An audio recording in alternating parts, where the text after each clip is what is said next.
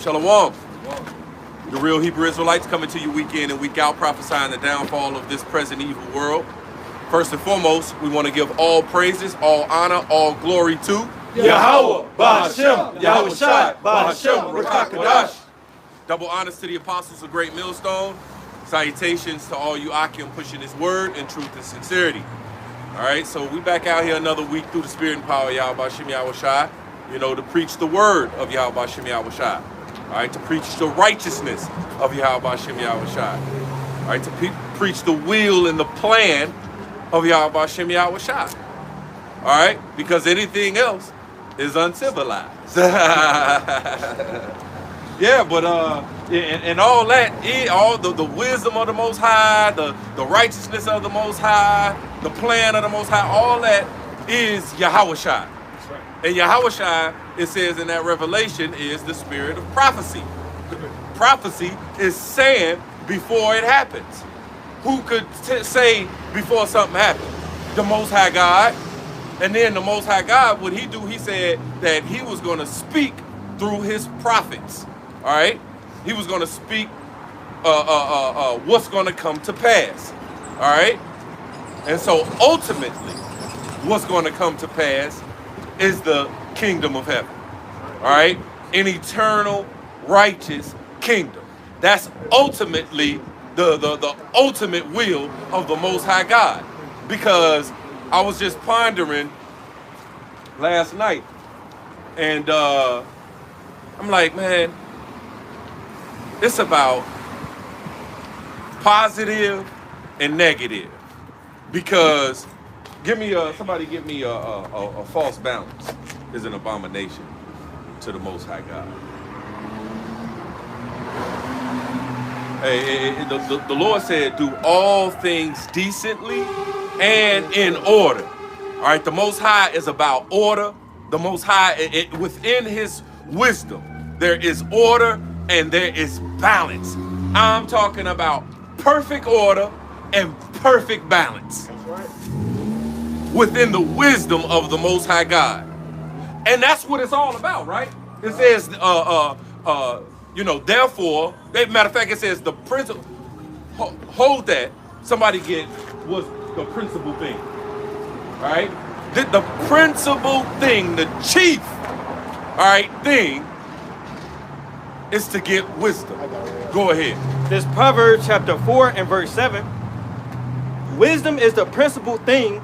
Therefore get wisdom, and with all thy getting, get understanding. See, the principal thing is to get wisdom. Why? So you can rule, all right, righteously, fairly, equitable, all right? So it could be the welfare of the world, like Wisdom of Solomon talks about, the 6th chapter, all right? It says, somebody get it real quick. Wisdom of Solomon 6, and was it 20? Yeah. Go ahead. It's Wisdom of Solomon 6 and 20. It says, therefore the desire of wisdom bringeth to a kingdom.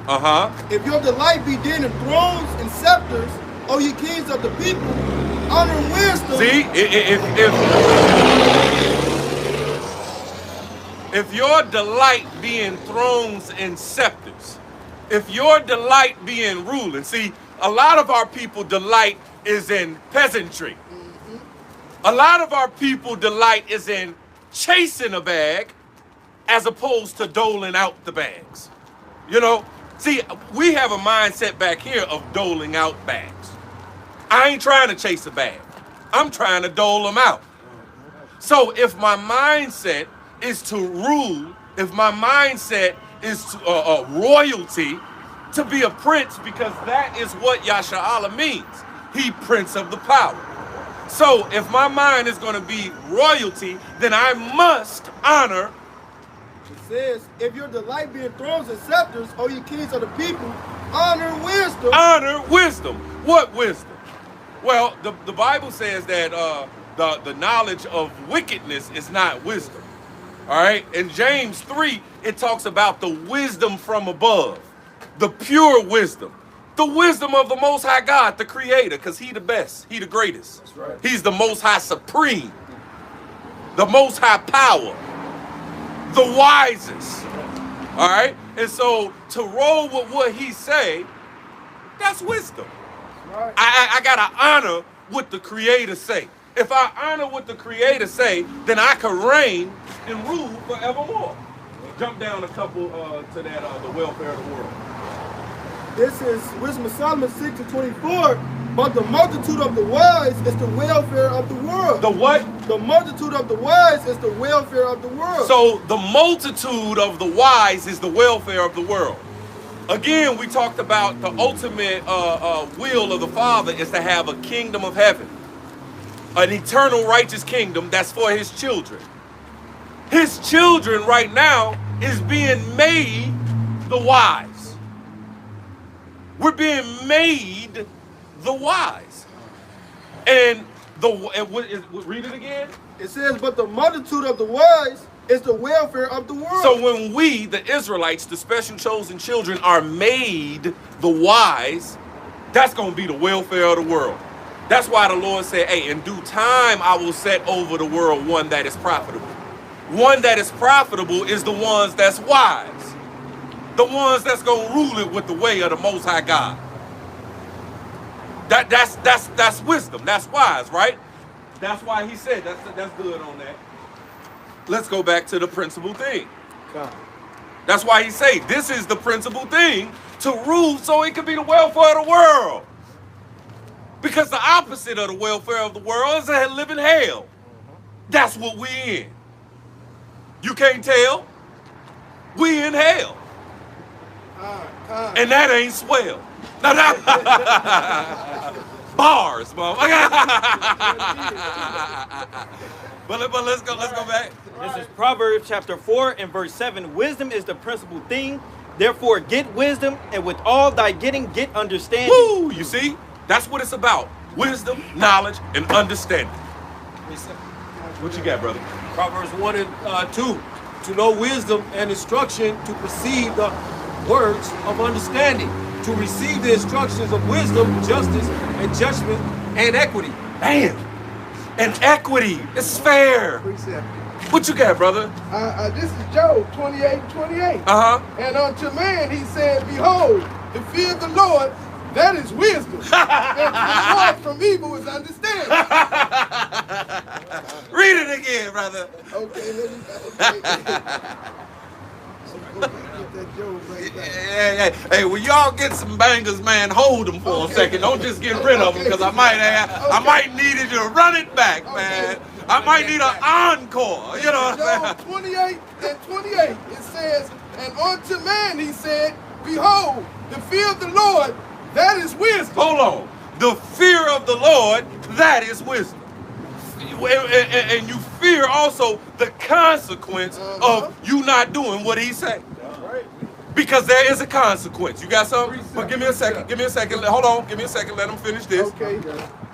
And it says, of the Lord, that is wisdom, and to depart from evil is understanding. Wow. To depart from evil, now you understand some things. It's just like, you know, the child, he seen the hot fire stove. Looked real pretty. You know what I'm saying? Looked real enticing, right? And so the baby was like, damn, look at that shit. God damn. God damn. Now I understand. I understand now. See, when I do something that's wrong, see, I'm not supposed to do that, man. All right? And my parents would have been like, no, don't you touch that hot thing. As a matter of fact, go ahead and touch it. Now you ain't gonna touch it no more. Now you understand, because you just got the consequence of doing something you wasn't supposed to do. So to depart from evil, now you understand it. You're getting some grasp of some things. So to depart from anything that's contrary to what the Most High say do and don't do. You know what I'm saying? Depart from that. Now we talking about wisdom. You know what I'm saying? What you got, brother? This is Hebrews chapter 10, verse 31. It is a fearful thing to fall into the hands of the living And y'all gonna find that out. See, I did a lesson last night. What was it called? Here. Oh, right. Aerial view or fire for the stubble. I mean, stubble for the fire. Dot. Fear now or fear later. One thing gonna be for sure is you gonna fear. You know what I'm saying? It's either you get it now and grasp the understanding of wisdom now and fear the Most High now, or suffer the wrath of the Lord, then you're gonna fear. That's right. Right. All right? Because it's a fearful thing to fall into the hands of the living power and suffer the consequences of you choosing evil. You know what I'm saying? Was you done in that? Yes. All right. Let's go back to that. The Principal thing? No. The abomination. Where's the false balance? This is Proverbs chapter 11 and verse 1. Yeah. A false balance is an abomination to Yahweh, but a just weight is his delight. You see that? A false balance is abomination. Somebody give me the works of the Most High is 2 and 2. You know? A false balance is an abomination, man. All right? So the Most High is all about balance, all about order. All right? So there are things 2 and 2. See, you wouldn't even know righteousness without wickedness. You wouldn't, we always said, you wouldn't know up without down. You wouldn't know left without right. All right? You wouldn't know day without night. You wouldn't know bad without good. All right? That's how it goes. All the works of the Most High is a balance. 2 and 2. Who got it? This is what? 33 and 15. So look upon all the works of the Most High. Look upon the works of the Most High. All right? All of existence is the works of the Most High. In his infinite wisdom. Right? Behold. All right? And within the works of the Most High, what is it? And there are 2 and 2. And there are 2 and 2. One against another. One against another. You see that? There are 2 and 2. One against another. So the good is set against the evil. Life against death. Positive against negative. So negative had its time. It had its time because, again, you wouldn't know good without evil. You had to have the evil. See, but the thing is the Most High gonna try you to see whether, all right, you about the good or you about the evil. You about the positive or you about the negative.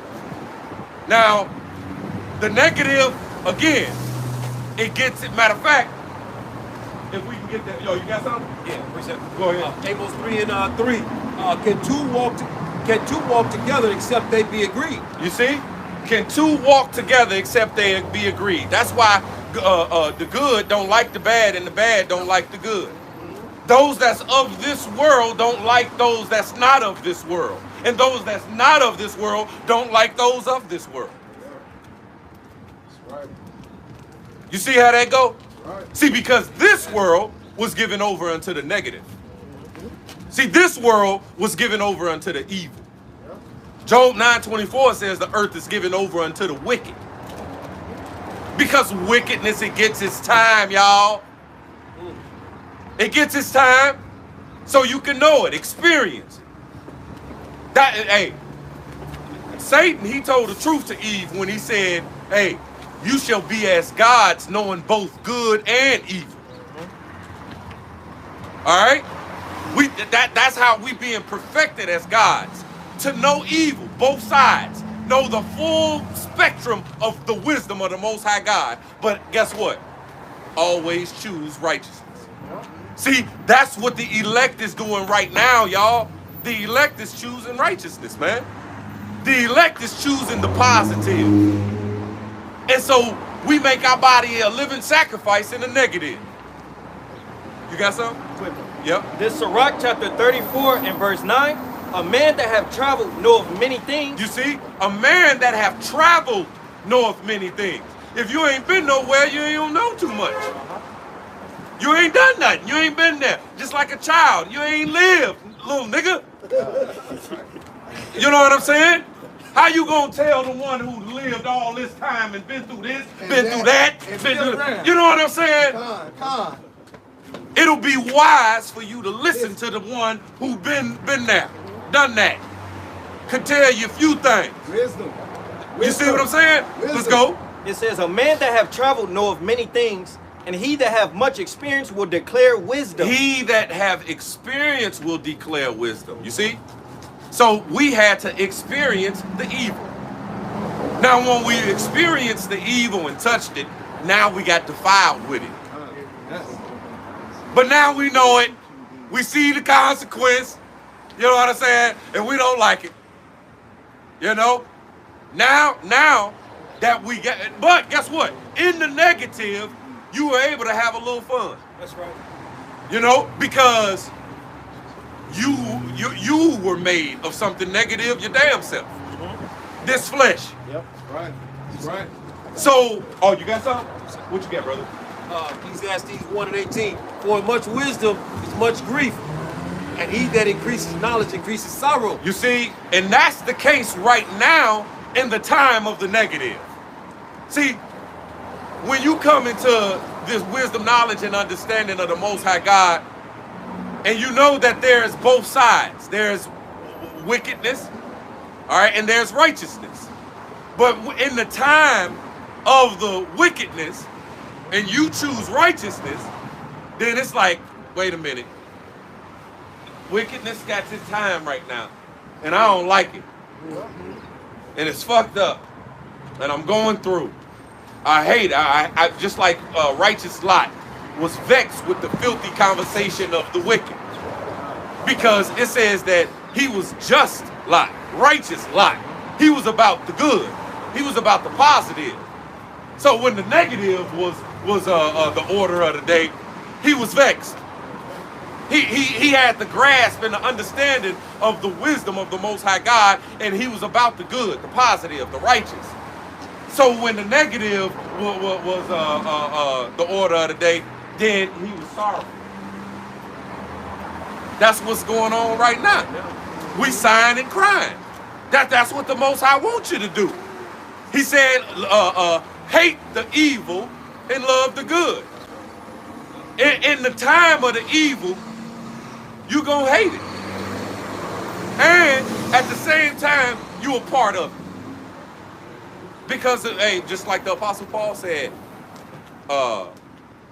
in me, that is in my flesh, dwelleth no good thing. So that's why he said, oh, wretched man that I am. I am. You know? That old wretched man that I am.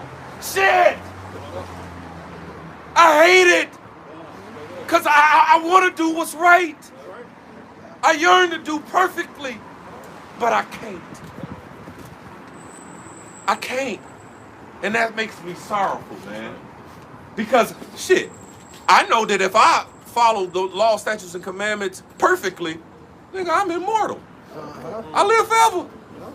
But guess what? I can't do that now. Because all I got right now is the earnest of the Spirit. I just got a down payment. I just got a measure right now. You know? See, but in the kingdom of heaven, we get the full joint. You know what I'm saying? You know? See, but in the time, you have what? In the time of wickedness, man.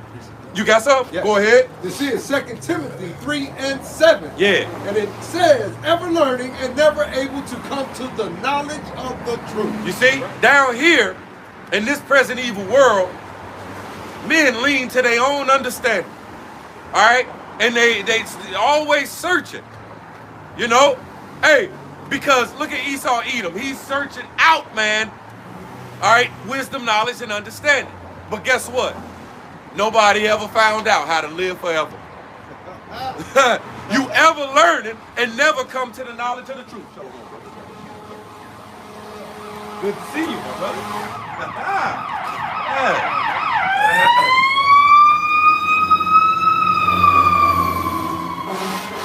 Get used to that sound. Exactly. Get used to that. Yeah, until it's just gone. Yeah. Cause soon shit, they ain't gonna be out here. You know what I'm saying? It's gonna be lawless. You see? They gonna be like talking about. Just about to do this. Who had somebody was reading something? That was it. That was it? That was it. What you got, brother? I got some, I'm gonna finish this Sirach, and I got a Wisdom of Solomon. This Sirach 34:10, it says, he that have no... Hold on.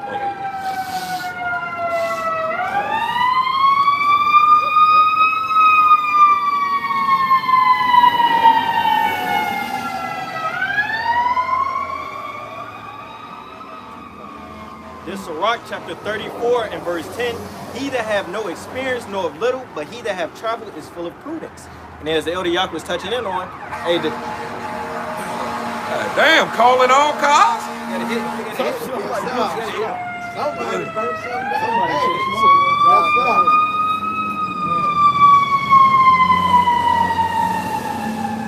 as the Elder Yak was saying, hey, Yahweh Shemel Shai had us to learn both good and evil so that when we judge, we can actually judge with equity. You know, we can't judge if we only know good. Right, and we ain't been through nothing. Here it is, these judges of these courts today, judging matters and stuff that never been through, man. You're gonna sit up here and we going through all manner, of things and plights, and here it is, you gonna sit up here and judge us and you ain't been through. See, that's why lifetime after lifetime after lifetime after lifetime after lifetime after lifetime in this present evil world, we, the Israelites, been going through all manner of stuff, man. And it was all for our learning. Go ahead, brother. This Wisdom of Solomon, chapter 12 and verse 21. With how great circumspection didst thou judge thine own sons, unto whose fathers thou hast sworn and made covenants of good promises. Verse 22. Therefore, whereas thou doest chasten us, thou scourgest our enemies 1,000 times more, to the intent that when we judge, we should carefully think of thy goodness, and when we ourselves are judged, we should look for mercy. So hey, Yahweh Shemel Shai, he judged us. Yep. Hey, we've been down here, we experienced these different things so that when we're put in position to judge, we can judge, you know? Yep. You got, as the Elder Yaakov just touched in on, you got judges that never been through any type of struggle or plight in their life, but yet they'll sit on a podium or whatever and judge a Jake that's stealing for some food, man. Yeah. And get that man a life sentence. Yeah. That's not righteous and equity judgment. Nope. You know? Nope. See, but again, this is the time where wickedness gets its time, man. You know, it says wrong judgment. Proceeded from the error. Yeah. You if anybody want to grab it, you can grab it. What you got, brother? I got Job 20 and 4. Knowest thou not this of old, since man was placed upon earth, that the triumphing of the wicked is short, and the joy of the hypocrite but for a moment. Read it again, brother. Job 20 and verse 4. Knowest thou not this of old, since man was placed upon earth, that the triumphing of the wicked is short, and the joy of the hypocrite but for a moment. You see, the triumphing of the wicked is short. Why? Because the Most High God, Yahweh, he's a positive God. That's right. He's a righteous God. That's right. All right? He's about the good. Again, he had to have this negative so we can know it. It was for our learning. It wasn't for us to succumb to the damn negative and be about it. Nah, it was for us to touch it, be defiled with it, know it, and then return to the good. Reap what you sow. What goes around comes around. Exactly. If you sowing to the flesh, if you sowing to this world, shit, then you about this world. Then you about negative. That's up. Come. You about wickedness. If you about this world, you trying to live your best life in a world that's wicked, then you wicked. Guess what? We all at some point in time was on that. We was wicked. All right, see, but it talks about how it's gonna be some that return from their stiff neck and from their wicked deeds to return to the Father. to rehearse positive, to rehearse the righteous acts. Sir, that's right. Right? That's right. You got some? No. Oh. So, precept, I got one. It ain't meant for everybody to get this, man. This ain't for everybody to begin with, and it's just you 2/3 ass niggas won't get it. This is Proverbs 24:7. Wisdom is too high for a fool. He openeth not his mouth in the gate. You see that? Wisdom is too high for a fool.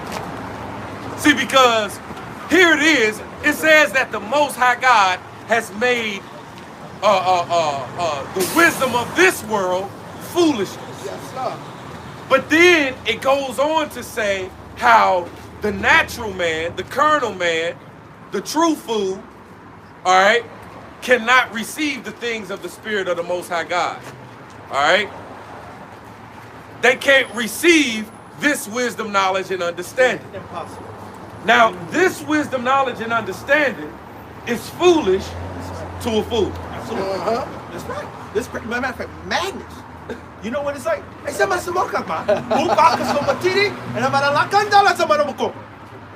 What?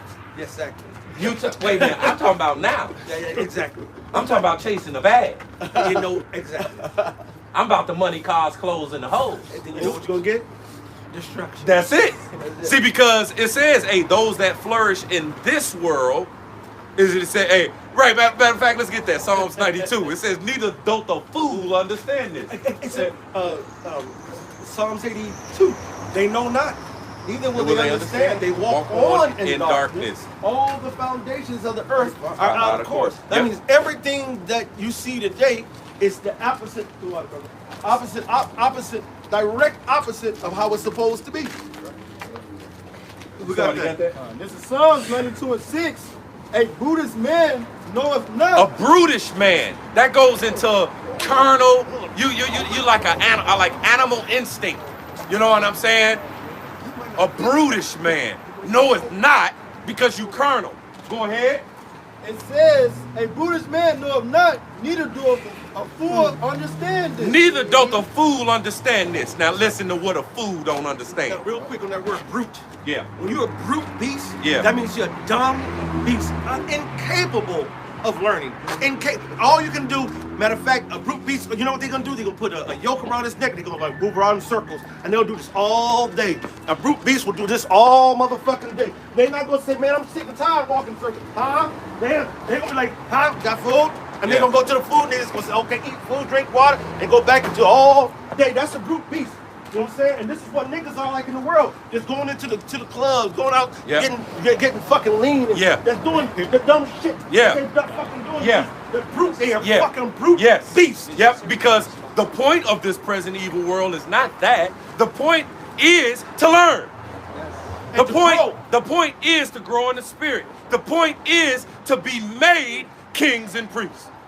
The righteous ones. All right? That's what this world is for, man. Not for us to succumb, but overcome. All right? Overcome. Get the victory over death. Get the victory over the flesh. Get the victory over carnality. All right? Because carnality, once again, it has its time. Wickedness gets its time. Just like righteousness gets its eternity. Hey, did we finish that? Let's go. It says, neither doth the fool understand this. Neither doth the fool understand this. Listen up. When the wicked spring as the grass. When the wicked spring as the grass. Wait a minute. Let's see.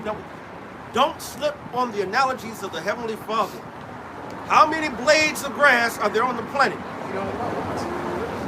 How many? Matter of fact, I can see some grass right down the street. Yeah. You know. I can't even count that one lawn. I guarantee you it's thousands upon thousands. Not to make even more, like hundreds of thousands in that one lawn. So you start dealing with the next lawn. Let's not even go to the park. I just passed the park. All right? Let's not even do a Washington Park. Yeah. Or Millennium Park. Yeah. Because then you're talking about billions of blades of grass. Right? So when you do in trillions. I was just saying, I was talking about that little one. Oh, that little one. Yeah. I'm talking about not that one. I'm talking about like maybe that one and that one. But you talking about in totality? Oh shit. But see, then if the Lord likens it to a blade of grass, then you need to have your mind to understand what he's talking about like it's a blade of fucking grass. Yeah. Read it again. It says, when the wicked spring as the grass. So, wait a minute. That makes me think of second entrance. How one grain of evil seed and how much it sprouts today. Yes. That means there's trillions, billions, and billions of people who are fucking wicked, carrying baggage of, so the Lord said, be not fearful to add sin unto sin. Yeah. Oh, they laden. Matter of fact, they got a train, but to discuss the script, they got many trains. Yep. All right? And those trains, they got many cars. You know that when you at the railroad crossing, you're like, goddamn, got caught by the goddamn train. You still hope it's not a long train. And after 2 or 3 minutes, you're like, God damn it. And then after 5 minutes, what the fuck? Yeah. And then the train stopped. Like, oh, and then it might go backwards. Right. And then it goes back forward. And it's just like, this is a forever train. And then it ends, and then here come the other one. Oh, that's another side. That's how this motherfucker is with sin, man. And that's how the righteous feel dealing with this shit. Yep. Go ahead, brother. It says, Psalms 92:7, when the wicked spring as the grass, and when all the workers of iniquity do flourish. Oh, wait a minute, they do what? Do flourish. Now you see when that, in the middle, matter of fact, this is springtime. Even though it's a little still cold, it's just the changing of it, but the spring just started. Everything's gonna sprout up, everything's gonna start budding up. If you have a garden, or a lawn, things like nature, everything starts to flourish. Boom, boom, boom, boom, boom, boom. Next you know, you got, matter of fact, the first dandelions, when we see all the dandelions everywhere. And as soon as the wind go, all the little white little seeds go flying everywhere. All right, so just think about that. This, all them dandelion little seeds, all that wickedness. Yeah. Making an analogy toward wickedness, okay? Popping up and, flourishing and being the order of the day. Now, how many times you cut that weed down and it come right back? Oh, yeah. And come back and just cut it down and come back. Yeah. It seems like, this is like a super weed. I wish my vegetables grew like this, you know what I'm saying? Right. Go ahead, bro. It says, and when all the workers of iniquity do flourish, it is that they shall be destroyed forever. You see that?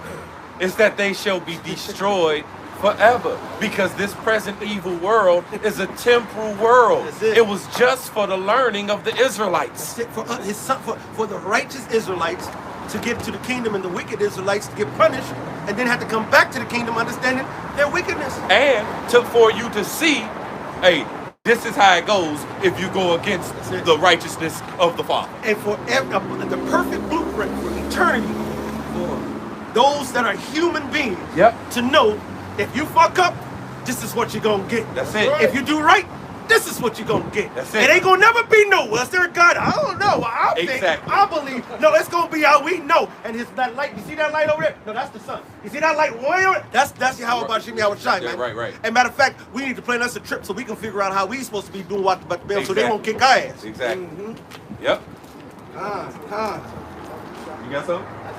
say, concerning the weeds and let's say for lack of better terms. Speak up, bro. Concerning the weeds, and for lack of better terms, like the good plants, the fruit-bearing plants, vegetable plants, I did a lesson on that actually, and I was comparing the wheats and the tares, because weeds, when you go into weeds, you find out they're very competitive plants. So competitive that they suck everything up for themselves. They choke other plants and all that. But when you go into goodly plants, they need to be nurtured, certain conditions and all that. I was comparing it, with the elect and the people of this world, how they care for the world, they compete in this world. You were saying that they succumb to it, they love the circle, they love it, they love that cycle, and the elect, man, the hopeful elect, they need that nurture of the Lord, that quick chastening, all that, to be able to grow. And that's a good analogy because there's certain fruits and vegetables that only grow in the right certain conditions. I grew, all the stuff I grew last year. What didn't grow? The blueberries. All blueberry plants, I put them all down. They did not grow not 1 inch. All right? Matter of fact, not a millimeter. And I was like, why the fuck is this not going right? Out of all the plants that I planted, they need acidic oil. All the other ones need alkaline oil. Soil. So when I was doing the cucumbers everywhere, zucchinis everywhere, the peppers, man, we had peppers for days. No blueberries. Why? Because it was in the wrong soil. The soil has to be acidic, which is actually not what you really typically want your soil to be. But then think about the blueberry, though.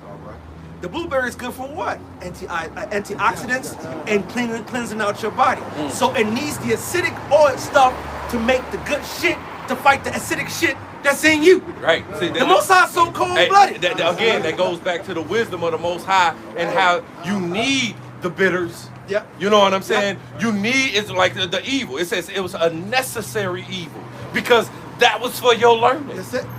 That's it. It was still for your learning. That's it. You know what I'm saying? And so, hey, a lot of our people, they're not learning, man. They're not growing in the spirit because they still about this world, man. That's right. All right, when the Most High, he said he made us to be a holy, a right seed, man. That's right. And if I may, just a quick flip on the script on what you just said. To the real men of the Lord, so-called Negroes, Latinos, Native Americans, call yourself a great millstone, or whatever camp you call yourself in, right? It's a more higher reckoning the Most High has for us. He's holding us to a higher standard. To whom much is given, much is required. Yeah. So if you're not growing and you call yourself in the truth and in the faith, Most High gonna kill you, man. He don't have no need for no goddamn ornament. Just a Christmas decoration. He has no need for no just little centerpiece that has no added benefit. No, right? See, because it's either you add into this kingdom or you add into the kingdom to come. You forwarding Esau, Edom's kingdom, or you forwarding the kingdom of heaven. And you can't forward the kingdom of heaven not doing shit. No, you. Oh, tell me This is 2 Ezra 8:1. It says, and he answered me saying, the Most High hath made this world for many, but the world to come for few. You see? Go. You had a point. Yeah, this one. Okay. I was gonna say so few that a child could write the number of trees. Keep that in mind. The Lord said a child could write them. That means it's about to be a great amount of deaths. Great amount. The Lord said it will be continuing employment for grave diggers for a long time in the kingdom. The number one for the first couple of years, I don't know how long I want to say years or however long, I don't know. But I'm gonna tell you right now, there's gonna be billions of bodies that need to get buried. All right? So we're gonna have a nice, good job employment for a long time. Go get your shovels. Well, it's like when you're picking in your vineyard, you know, to make wine for the wine press. I'm sure you pick out a couple to eat. Oh, you get the nice little hand. No, you get the best. And the best. That's the best. The best. But the ones you're gonna step on and once you turn into wine, it's all the rest, man. And those are the ones that are going to end up in the wine press or the wrath of the Lord, you know? Yeah. But there's more here. It says, 2 Ezra 8:2, it says, I will tell thee, similar to Esdras, as when thou askest the earth, it shall say unto thee, that it giveth much mold whereof earthen vessels are made, but little dust that gold cometh of. Even so is the course of this present world. There be many created, but few shall be saved. That's it. Right. See, that's supposed to make you fear, man. Yeah. That's supposed to make you fear Yahweh Shem Yahushai. That old apostle Ramla was doing a lesson earlier, man. Do you know to be called into this truth? And we used to say this early on. It's like winning the lottery of lotteries. We won it was a lottery that is a 1 in a billion chance, and that's just to get into the other lottery that's a 1 in a billion chance. We won the lottery of lotteries just to get into this. And so you ain't happy, you ain't dealing, you ain't ready, you ain't hot. I was mad as hell at work because I was supposed to be driving, but they had me on the inside. I'm like, no, I gotta go. Well, he said, can you stay the ship? I'm like, no, until 3 o'clock. And I was thinking that to go downtown to be there by 4. So when you called, I said, fuck no, I got mad. I got a little bit of attitude, you know what I'm saying? Because I want to be here. Fuck that goddamn job. That's a slave job. I'm a slave, I admit it. But I'm a prisoner, Yahweh Shem Yahushai. No, well, see, it's either you're a slave to death or a slave to life. That's right, bro. I want to be a slave to life, Jack. I'd rather be bound by whatever I got to do to live. If I go that way, that's death. I want to do every meticulous thing and no, I don't want to go that way. No, you know what I'm saying? I'm going to. Hey, I remember getting this before before I came into the truth, and I had wind up getting locked up. Went to the county, right? And if anybody ever been to that county, y'all know that long hall. That's a real jail. And it's like that's a prison. And it was like I'm walking down that hall this way, and that's to the jail cells and up on the decks and all that. I'm like, shit. They call it gladiator school. Yeah, right. I'm like, shit. I don't want to go that way. I want to go this way. Get the fuck up out of here. And then they treat you and back then they had the dick doctor and everything. I was just saying. They do that inhumane shit. They stick a long ass motherfucking Q-tip up your dick and all kind of shit. I said no, because that way towards the dick doctor and the dick. You know what I'm saying? You gotta see him before you do it. Right. You can't go in without seeing him. That's right. Right. That wicked ass shit. It is. And then it was so wicked that they realized that, you know what, we gotta stop this. You know what I'm saying? No, they actually, inmates got won lawsuits on that shit. Yeah. And even though they only gave everybody a couple, $20, $30, $50 a piece and shit, when you know it's supposed to give them hundreds of thousands of dollars, to first of all humiliate your ass. You stand in a long ass line, you gotta pull off your motherfucking clothes, then squat down there, then put their hand, spread your shit, spread your cheeks. You know what I'm saying? Picking up your nuts, another man juggling your motherfucking nuts. You know what I'm saying? Looking at your rod and shit. So, you know what I'm saying? So that's death, man. Yeah. You know? Hey, and so life is meticulous, man. You gotta follow these instructions. You gotta follow this counsel for life, right? So if you about this world, then you about death. All right, you got something? Yes. What you got, brother? This is Jeremiah chapter 16, verses 17 and 18. And it reads, "For mine eyes are upon all their ways, they are not from my face, neither is their iniquities hid from mine eyes. And first I will recompense their iniquities and their sins double, because they have defiled my land, they have filled mine inheritance with the carcasses of their detestable, abominable things." Thank you, need my glasses. Yep. And see, but that's what wickedness produces, man. Yes, it does. You know what I'm saying? Yes. You're detestable in the eyes of the Most High God. You're abominable in the eyes of the Most High God, man, when you ain't following His way. Because that's wisdom. That's wise, to fear the Lord and follow His way, because He's the most powerful. Here it is in this world, y'all, you know, people are wooed at whatever is considered the best. You know what I'm saying? Whatever is considered the most powerful. You fear that. You know what I'm saying? In the world. You know what I'm saying? Like, you know, all right, Big Tank. You know what I'm saying? The gang banger. You know what I'm saying? Motherfuckers don't want to fuck with Big Tank. They fear Big Tank because he's powerful, he whoop your ass. You know what I'm saying? Then on the other spectrum, Michael Jordan, he's the greatest. People are like, wow, look at him fly in the air. Look at, wow, how great and wonderful he is. You know what I'm saying? Because of his greatness. Because of his powerfulness. And people were, when they knew they saw the Bulls on the schedule that day, they was like, fuck. You see? I'm going to have to deal with Mike. Because they was and the most, Pippen, yes. And Rodman. You see? And, oh my God. You see? The whole team. Yeah, that's it. Here it is. All right, when you know, here it is. People have a thing where you know what? I deal with this woman, but I ain't gonna deal with this woman. All right, because this woman is fine. This woman is ugly. That in your perception. You know what I'm saying? But you go with what's good to you. You know what I'm saying? Like you some food. You ain't gonna be like, I'm gonna go for that nasty shit right there, boy. No, you gonna go for the good shit. Liverwurst. Right. Call my name. Right.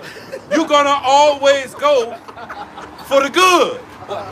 But when it comes to the greatest, the most powerful, the most wise, you don't want to listen. And see, you know, and this is the vibration been going on. Apostle Ramla hit on that earlier today, and I did a lesson a couple of days ago on that too. The one I did was called "People Are So Willing to Listen to the Law of Esau and the laws of men, except when it comes to laws of scriptures, they'll put that to the side."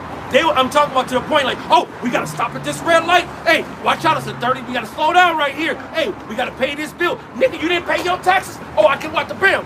So it come down to don't steal, don't kill, don't murder. You know what I'm saying? Women, men can have multiple women. Oh no! Oh no! Oh no!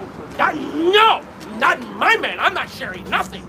But, you know what I'm saying? But let Esau say, go take, 5 jabs today. You know what I'm saying? Man, what you want? One in the arm, the left arm, the right leg, the left leg, ass, all kind of shit. Yeah, well, see, and that's the thing. See, people are not trying to listen to the Most High God right now, because He is the most powerful. He is the most wisest, most, smart, all that good stuff, right? I got you. Give me a second. But guess what? When you flourish from Him, you gotta wait on that.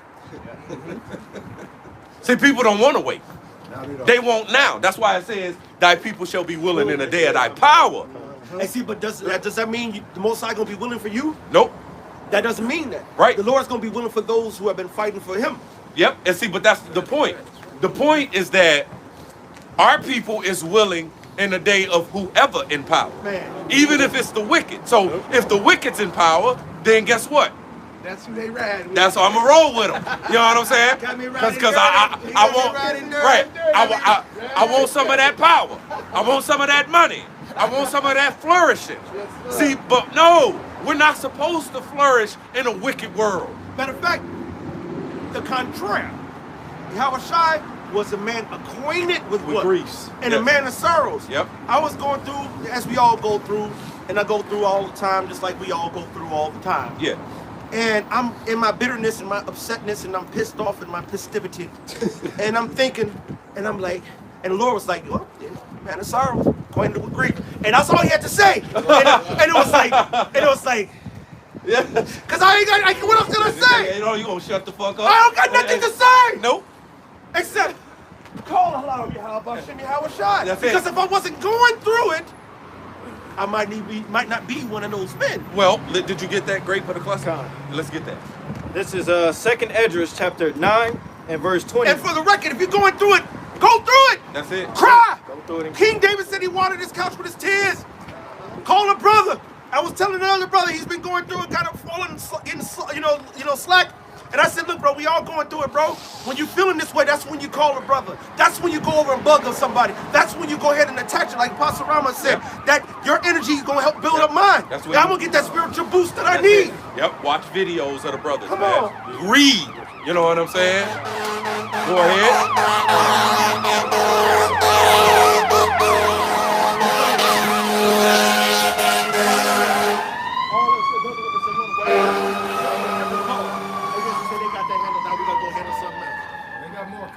More judgment. More coming.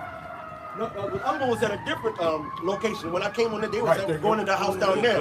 They just broke off there to go to another car. Do they fire down that way now?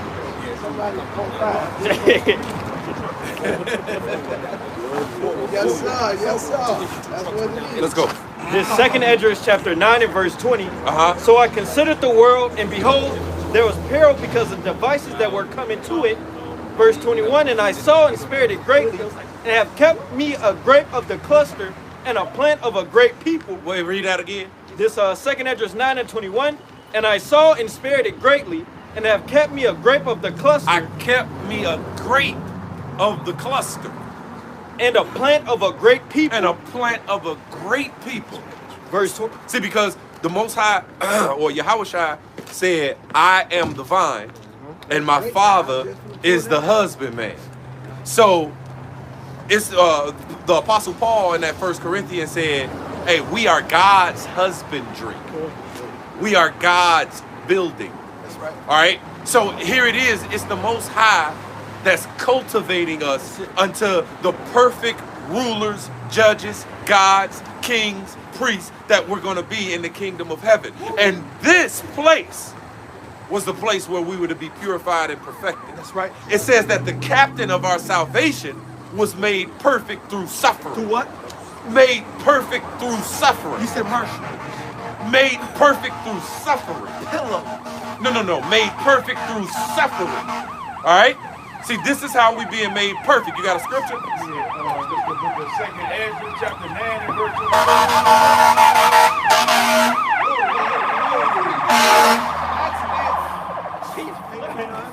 You got the buttons on it. Well, he didn't feel like dealing with that traffic, so he went a little opposite. Go ahead, brother. Hey, this is the book of 2 Ezra, chapter 9 and verse 22. It says, let the multitude perish then which was born in vain, and let my grapes be kept and my plant, for with great labor have I made it perfect. Hey, where were you at right now? This 2 Ezra is 9 and 20. Okay, because that was 22. Yeah. Yeah. You went down. Hey, read that again. 2 Ezra 9:22. Let the multitude perish then. So hold up. Let the multitude perish then. But all them people? All them bad people. Hey, it says let the multitude perish then. Why is the multitude gonna perish then? Because they didn't learn. They didn't go through the straight gate. They didn't go through the furnace of adversity. And well, they did, but they didn't come out shining.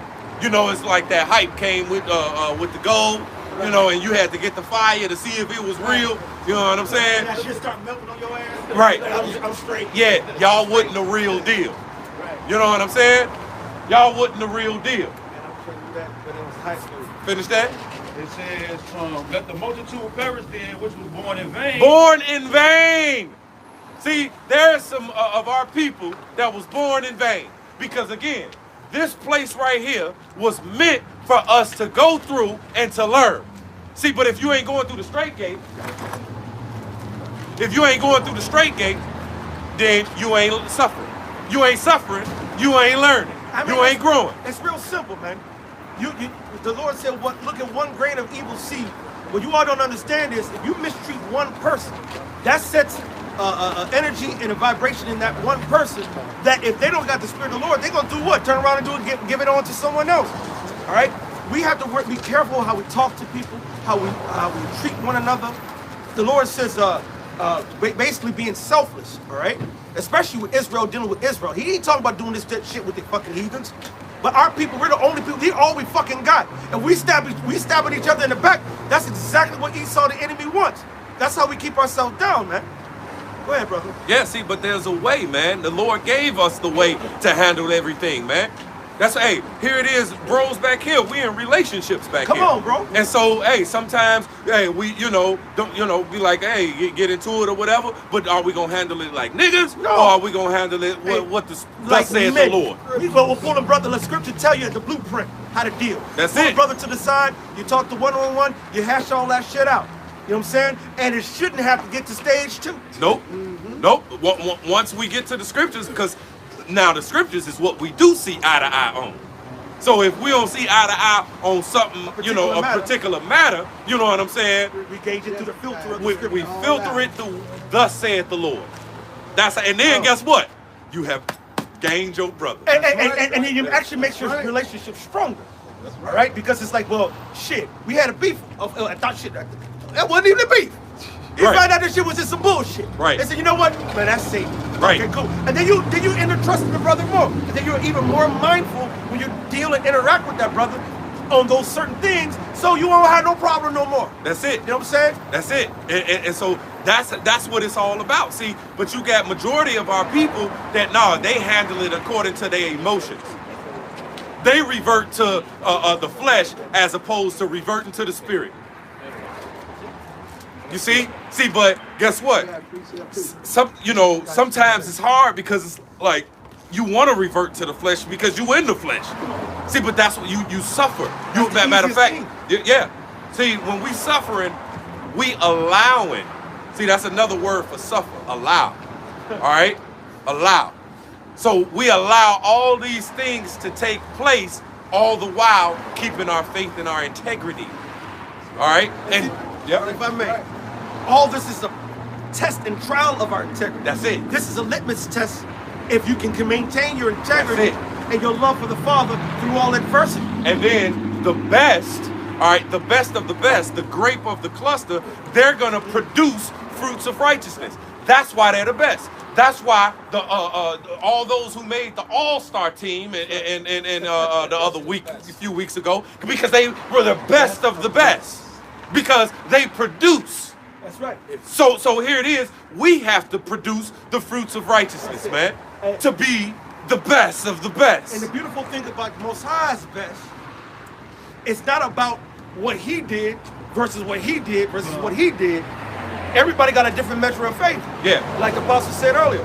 He said, if the Lord gave you 30, don't try to do 50. Right. If the Lord gave you 50, don't try to do 30. Yeah. All right? You deal with the lot that the Lord gives you. Listen, Dennis Rodman, he scored 2 points. But that mob grabbed 19 rebounds. I would say 22 rebounds. Bought the energy. You know what I'm saying? He saved a few balls. You know what I'm saying? Irritated the shit out of all their men. All the big Put 5 guys in the hospital. They put 5 guys in the hospital. Right. Michael would go with the lady and say, "Bam!" And they said, "Hey, Bill, you only getting paid $200,000, but beat his ass." Yeah. And they beat his ass. Yeah. So, hey, that's what it is. So, with your production, all right, it don't matter as far as like, oh, you produced this and he produced this much. Nah, because whatever you produced was all given from the Most High anyway. And as long as it's producing fruit, that's it. As long as there is some production and you have faith in the truth. What you about to say something? So like, matter of fact, how many game winners did BJ, John Kerr, Paxson have when they might score maybe 10 points that game? Yep. But that little no look by Michael to the third. 3, 2, fade away. Yeah. Craig Hodges. Yeah. They won. You look at the game-winning shots. I guarantee you they got high numbers of game-winning shots. Right. Versus they got all of them goddamn points. Right. Because your role is efficient. Matter of fact, if you look at the Bulls back in the triangle bullshit office, whatever. Triangle. Outside of Michael, Scotty, and one other good guy, so they might have had Horace, they might have had Dennis, Kukoc, whatever. Almost everybody else was a simple role player that would have been a bum on another team, period. Right, yeah. But he elevated them around them and made everybody's Bill Cartwright, his whole long ass, you know what I'm saying, just to shoot. But guess what? They needed a big body in the middle. Oh, You know yeah, what I'm saying? no, And yeah. the man in the middle. Yeah. You know what I'm saying? I'm just saying, but that's just to let you know, every component of the body of Yahweh Bashim Shai is just as critical as every component, and that's in the scriptures too. He talks about the members of the body. Yeah. He said that you got it, and I want you to read it because he'll talk about the. Go ahead, read it. Basically, we on the same team. That's it. Go ahead. This is Romans 12:4. For as we have many members in one body, and all members have not the same office. Hey, not all members have the same office, but guess what? We have the same goal. And the same penny. All right, yep, and we get the same penny. We're about the same thing. We're about Yahweh Shem Yahweh Shai and his righteousness, salvation, and the kingdom of heaven. Go ahead. And this is 5. So we, being many, are one body, One. Mashiach. We on the same team, man. It don't matter who produced this amount, that amount. None of that matters. Ain't no big eyes, little U's. Ain't no I'm trying to be like him. No, I'm trying to be me. And whatever the Lord, a measure the Lord gave me, I'm trying to flourish in that and help out my team. That's it. All right? Not And trying to do too much, that's not it. trying to do too little. That's it. And whatever it was given to me as of the ability that the Most High give, so that all praises, honor, and glory to Yahweh Shem Yahweh Shai. That's how we That's it. That's it. And every one member is one of another. That's it. Yeah, and every one members one of another. I need you, man, That's it. to be whole. I need you. Well, I need you. What you bring to the table, I need that. That's right. Hey, I need my kneecap. That's right. I need my big toe. That's what I haven't get right now, the comely part. Because Yeah. he broke down that one area, Yeah. which is perfect. Right. But then Paul goes a little bit deeper. He'll tell you that some of the parts might not be a comely part. Right. You might, matter of fact, you talk about the medulla Oblongata. oblongata. I still ain't see that motherfucker. But let me see if your body function without it. Yeah. All right? Hey, well, guess what? Bodies can function without certain pieces, but not at its capacity that it was supposed to be. And not with ease. You know what I'm saying? You know what I'm saying? Take anybody want to volunteer taking off their pinky toe. Let me see how fast you run without your without. Deion Sanders, right. He just got his big toe and the toe next to his big toe amputated. And I guarantee you, he ain't gonna be running as fast as he used to run. No, all right. Yeah. All right, He's cool. not gonna be. He lost that long time ago. Is that a? It looks like a balloon. Is that a balloon? I was looking at it earlier. I know. We'll see. We'll see how it works. Yeah. That happened. You'll remember the other day. Wait a minute. That looks like balloon. Okay, I was just saying because of the different. It looked like a red. Because I think it's a bouquet. The shiny. Yeah, I think it was a different, like, you know, the cluster of them. We'll see. Because if we keep on moving, we'll know. I don't know, bro. That might be a chariot, bro. You never know. I can't even get it on camera. I tell you this much. Because of the light, what the light doing on it. It was And just- I know it could be reflecting of, you know, how it be shiny, a balloon. It was you know. just right here.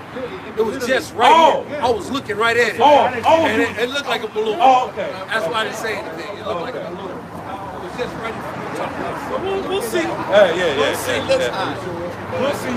Hey, we're the only ones looking up. We're the only ones looking up trying to find it, you know what I'm saying? But go ahead and hit that screen. You want me to hit the point or you want me to start up? Start up a little bit. Well, if that motherfucker did a straight shoot, we'd be like, oh, what the hell we know? Well, let's just start singing or something. But go ahead, read it. brother. It's 1 Corinthians. He like, 12. man, I want to look too. That is, he like, right. This 1 Corinthians chapter 12 and verse 14. It says, for the body is not one member, but many. If the foot shall say, because I am not the hand, I am not the body, so like I am not of the body, it is therefore not of the body. And if the ear shall say, because I am not the eye, I am not of the body, is it therefore not of the body? Verse 17, if the whole body were an eye, where were the hearing? If the whole were hearing, where were the smelling? That's it. But now have the Most High set the members, every one of them in the body, as it had pleased him. As it has pleased him. So, hey, some got 1 talent, some got 2, some got 5, some got 10, some got this, some got that. Guess what? Don't matter. We all on the same team. Don't matter. Because guess what? It was gifted to you. Where is boasting when something was gifted to you? You know what I'm saying? And not of your own. It's not of your own. We all get that championship ring. That's it. And it's ultimately to give glorification to Yahweh Shem Yahushua. He did this. This is his truth. It's from the mind of the Lord, not our mind. All right? We have to fight to roll with the mind of the Lord. All right? Deion Sanders. Go ahead. Oh, Salaki, brother. No, I was just saying. Deion Sanders is feeling some kind of way right now. Oh, and hell yeah. and disease right now because he's missing a part of his body. That's it. So And while he can function, he can't function at his full capacity. being high-minded. That's what this guy was. We know his route. Oh, yeah. We know his lifestyle. He was real haughty. Hey, just turning me. Must be the money. Then he just had the team, right? Yeah, And he brought Jackson that to State, yeah. Providence, right? Yep. Brought them. He went out there and got them guys, you know, and he was all probably saying what? Me. Yep. Yep. Hey, the Most High does not like pride, especially in his sons and his daughters. That's the reason why there's going to be a great mass death on so-called Negroes, Latinos, Native American Indians. We are the #1 populated race of people on the planet because we're the sons, angelic sons and daughters of the Heavenly Father. There is a great retribution, vengeance, reckoning coming on so-called Negro, Latino, they're so great. We sitting there talking about it, and we be putting the curses on niggas. We gonna see it and still be like, you know, it's like what is it? Right, we gonna be right. damn like what the fuck, and it's gonna make us even more humble, seeing the Lord's judgment on Jake and the heathens, because we're gonna be hoping to escape that same said persecution. Yeah, hope. All right, because we ain't got a ticket. We ain't got a ticket on the chariot. So that's why we must endure to the end, man. See, when the Lord comes, you must be found producing. All right, and when I say producing, I'm talking about producing for the kingdom of heaven, not producing for this present evil world, man. Making beats. But what you got, brother? Well, yeah, because the world to come is few, you know, for those that are chosen. That's it. You know, and you know, like the brother had pulled out the precept about, you know, all of them being step up a little bit. The brother pulled out the precept about all of them being put to death, and you know, the elder was like, all of them, you know, and like, you know, and then we were talking about the weeds. You know, in the goodly plants, you know how there's way much more weeds than goodly plants. Yep. You know, when you're looking for precious stones and gold and silver, there's always a lot more dross and leftover minerals than that goodly metal, man. That's why it's precious. Yeah. Hey, when you talk about holy, that's separate. You know what I'm saying? That's it's precious. It's very few. Just like there's only one Most High God, Yahweh Supreme. One. He's the most holy because there's none like him. How many holy books is it? Is it holy book number 1? Is it a holy book number 2? So it's only one. One. It's one will, one righteousness, one way that leads to life. See, if you're trying to get to this destination, like if I was trying to get to, matter of fact, if somebody was trying to get to this Woodson Library, there's many different directions. You can come from east, you can come from west, you can come from south, you can come from many different directions to get to the Woodson Library. But to get to life everlasting, to get to immortality, one way. And one wrong direction, you don't get to the destination. See, and that's the beautiful thing. This is scripted by the Heavenly Father. This is you cannot climb up some other wall. You cannot parachute in. You cannot parachute. That's what. Hey, you go parachute right onto the fire or to the water. You know what I'm saying? The road is so narrow. Like, oh shit, y'all! I'm trying to get them, y'all. Let's steer it over. Right. No, sir. You going right to that one. Hey, just like that John 10, man. You got to go through the door. It's one entrance. That straight gate. It's the one entrance, man. He said it's harder than a camel. It's easier for a camel to squeeze through the eye of a needle. And the people think that's like a sewing needle. No, it was an actual place in Israel where they would take after the gates were closed. If you had to bring in your stuff, you would have the camel go down on knees and you have them crawl through the little through the camel, that little hole, called a needle. The needle, and then you had to put the stuff through the stuff. You know what I'm saying? Otherwise, you gotta camp outside until the daytime. You know what I'm saying? But if you got some marauders and some dangers out there, you're like, no, I need to go get in this motherfucker. Yeah. But the Lord said that's how hard, because first of all, this flesh is a, what is it, like cocaine is a hell of a drug? Hey, this flesh is a hell of a drug. Because it says of the flesh, it's not subject to the laws of the Most High. Right, and dwelleth no good thing. That's it. You know what I'm saying? He said it's just wicked. The flesh is inherently wicked. Yes. And because the flesh only thinks about the flesh. Yes, because again, in the perfect balance of the Most High God, that's the opposite of the Spirit. That's it. You know what I'm saying? They call the chains of dark. That's it. That's it. For the righteousness, but like you stuck in these chains. Yes, that's it. And Paul said, what I don't want to do, that I do. That I do want to do, that I do not. That's the nature of this flesh, man. Yep. And so once that's what the great fight. That's it, the great fight of faith, and that's really right. It starts right here in the mind. Yep. All right, and that if you build your mind and your spirit on heavenly things with the truth. That's why it says the truth shall set you free. That's right. All right, from being bound to the flesh. That's it. You know what I'm saying? That's the only key. Outside of that, we don't have nothing. What the fuck else do we got? Yep. Because hey, we were all bound. You know what I'm saying? To vanity, man. You know, subject to vanity. Okay? This flesh is vanity. Because what this flesh ultimately do is die. So no matter what, you know what I'm saying, you about, you gonna die. You know what I'm saying? So here it is. Now it's about rehearsing the righteous acts. Now it's, you know what?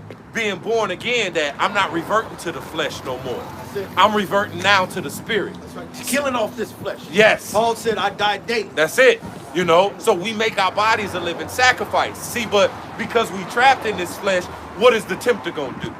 He's gonna tempt your flesh according to the lust of what your own flesh like. Yep. And put those things in your path so you to stumble at. Why the bitch you been trying to hit and try to mac, and you've been trying to get her for months? Soon as the Shabbat, high holy day, she called and said, come over, spend the night. Yep.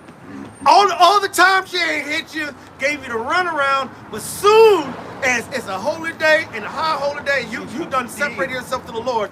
Now the bitch like, hey. You know what I'm saying? That's how Shaitan, Satan, does. He wants to catch you because it's not a feat if you fight wickedness on something you don't even give a fuck about. Right. You know what I'm saying? You didn't do nothing. Yeah. But to be tempted when you say, man, this is why my flesh really like this. Yeah. This is what I want. Yeah. And then you say, you know what, Lord? Is this what what you I want? Is this what you want? Well, come get it, man. I want some diamonds. You want diamonds, pearls, and a nine. You know? But that's when you see. But what do you care about? What's your truth? As a matter of fact, I had a little lady friend I was dealing with, nice little thing. You know what I'm saying? But then she put me in a position where it was the most high of her. Bye, bitch. Right. You know what I'm saying? Right. And I'm still waiting for the Lord to bless me with something. Right. But at the same time, if 10 times out of 10, it's gonna be the same again. Because we put our affections and our calling on the Heavenly Father. Right? Once you do that, we've heard. But what did Peter say? We've given up. We've done all. We've given up all, Lord. What are we gonna get? Yep. If you come into this faith, you have to give up all. Yep. All. Yep. Right? All hope in this present evil world, man. You can't have not a spot of hope of that damn place. But Lord, come back next week, Lord. Right. Yeah. What you got, brother? What the fuck is that shit? This is drawing on what he's saying about you just pretty much what you like, you know, the things that you covet, that's what keep you in the darkness, man. This is that James 1, and I'll start at 13. It says, let no man say when he is tempted, I am tempted of God, for God cannot be tempted with evil. Nope. Neither tempteth he any man. Nope. When you drop down to 14, it reads, but every man is tempted when he is drawn away of his own lust. Of his own lust. Excuse me? Of his own lust. So you don't like that big booty, but that's you, nigga. That time and chance happens tomorrow. It's big booty bitches everywhere. Yeah. Why you fixated on this one big booty bitch? Yeah. Or your flesh likes something, you know, that's actually against the law, statutes, and commandments, man. Yeah. You know what I'm saying? Your flesh, because here it is. Shit, I used to love to smoke weed. You know what I'm saying? I used to love to smoke some weed, man. You know what I'm saying? But I had to give it up. All right? Because I feared the Lord, man. Right. You know Did you ever anticipate in your life that you would have stopped smoking weed? Never, ever. Matter of fact, I planned on not to. Right. Now, this is my blood brother now. And until we had conversations before the truth about this. Because I used to smoke weed and cigarettes, and he quit the cigarettes years ago, and I was still smoking the cigs and the weed. And I was lamenting like, well, I don't care about the weed, the squares, but we both agreed. We didn't want the squares, we didn't like the cigarettes, but we loved the weed. And the Lord said, and then when the Lord let us know we had to get rid of that shit, we had to go before the Lord. Lord, take that desire. I told him, and we prayed, and we begged the Lord to take that desire away from us, because that's not a holy desire. And the Lord took it. Yep. Right? And that's a testimony to everyone. If you don't, if you're battling something, you're going through this, you're going through that, hey, you put it before the Lord, you pray, you fast, you beg the Most High to take that away from you, because you don't need anything, not one piece of this flesh, not one piece of this world, all right? Because what's of the Heavenly Father, what's of the Most High, that's not going to be for your detriment. That's going to be for your betterment, all right? To make you better men. That's a quote from Yah, all right? Yes, sir. Because we're fighting not for the gold, but to be the gold. You know, because a lot of these precious metals and stones and stuff, they're made naturally through pressure and heat. You know, and the Lord has got the pressure on His elect, man. Because Lord willing, we're gonna come out precious, man. The Scripture talks about those precious stones, man, that He has.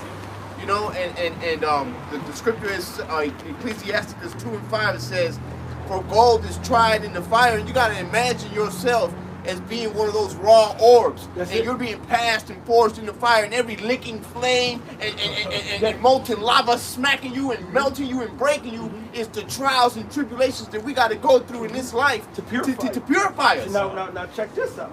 If you actually go gold mining, or you go silver mining, or try to refine precious metal, when you digging in that stuff, it don't even look like gold. Yep. It don't look like silver. It's called ores. They're called ores. It looks like a couple of rocks with some dirty shit. You might see a little speck of this, speck of that. And what you got to do is you got to cleanse it, you got to clear it, you got to purify it. The gold is heavier. Right. So after you put the water in, you swirl it around, you do like this. Sometimes that sediment, you'll see certain stones that don't wash away. That's usually some of that is that precious metal. But then what you got to collect it. I'm going through that process of pulling it to the side. Then you got to go put it into the furnace. Then you got to heat it up and cook out that dross and like agitate and do it. Man, it's a process. It's a process. And it does not feel necessarily good. That's why Hebrews says, somebody get Hebrews, where it said joyous but grievous. All right? Yeah, nobody's really happy when they get punished. That's right, because it doesn't feel good off the rip. I know. I remember my brother, man. He used to.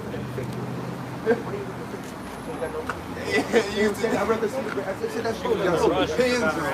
I know you put the little skinny little thing just walk past with a fake booty. You can see it, and everything else moving but her booty. Because that's not your booty. That's some depends, El.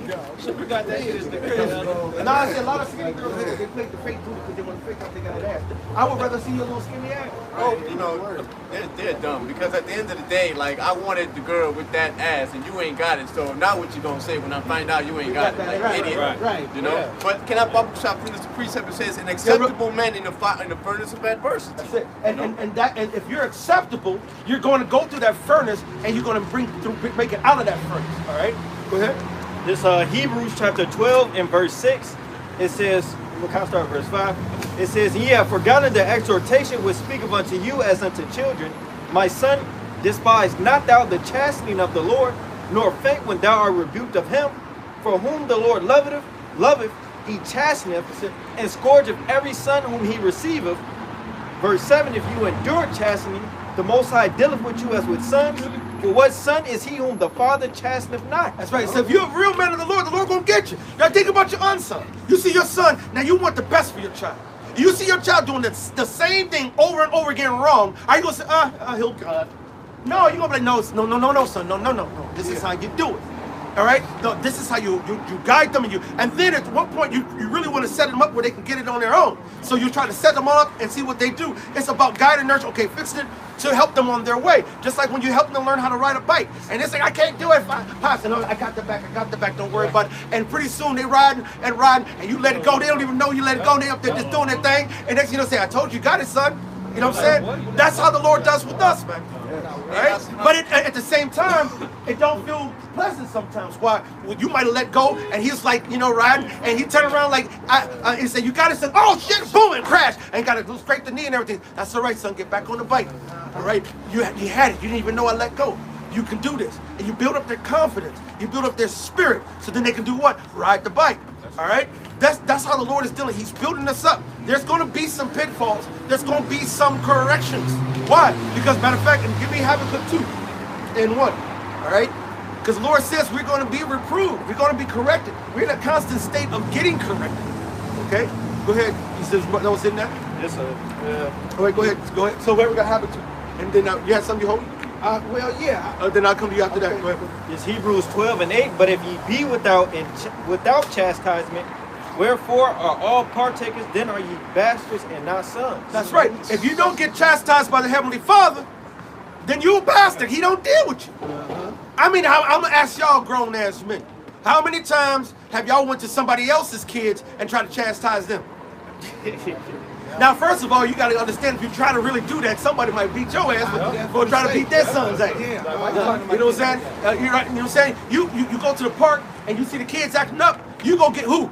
Your child. Right. You know what I mean? And now, if maybe it's your niece, your nephew, whatever, you're going to get your people. You ain't worried about Dookie down the block or some other random ass kid. Now, if it happened to be a family friend, and you know what I'm saying, one thing that might be one thing, But most likely, when you go up there and take care of your child, you're taking care of your children. Right. All right? Go ahead. It says, verse 9, furthermore, we have had fathers of our flesh which corrected us, and we gave them reverence. Come on, man. Shall we not much rather be in subjection unto the Father of spirits and live? So now Jake don't want to get corrected by the Heavenly Father, but they want to go listen to white men. Right. All right? His mouth a prayer book. You know what I'm saying?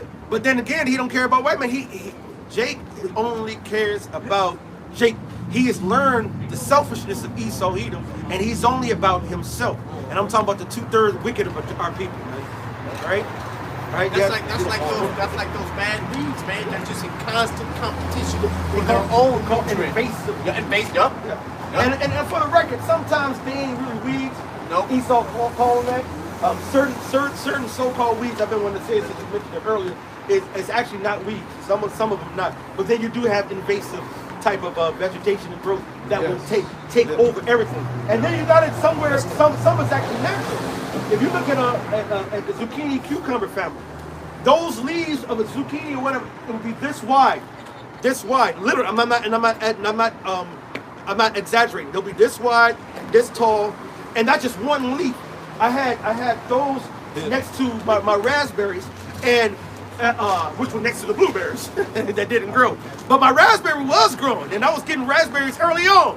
But then that zucchini was like this, like your brother. That zucchini was like, no, I wouldn't understand that. The zucchini was like this, and then like this, and spread out like this, and it was like, God damn! And the raspberry said, okay, I'll be back next season. You know what I'm saying? And I said, you know what? I can't grow these here next week. Remember, I had the zucchinis on the side of the house next to the tomatoes, and that one goes way out. Now the tomatoes are already, the cherry ones, they'll go way out by the wall. But this one was like, God damn it! It just caught. I'm like, this is too big. I can't plant them here no more. I have to put them in the back because they need space. All right. But I'm just making that little point. But most invasive weeds and so forth, dog, they will. I forgot one of the names of them.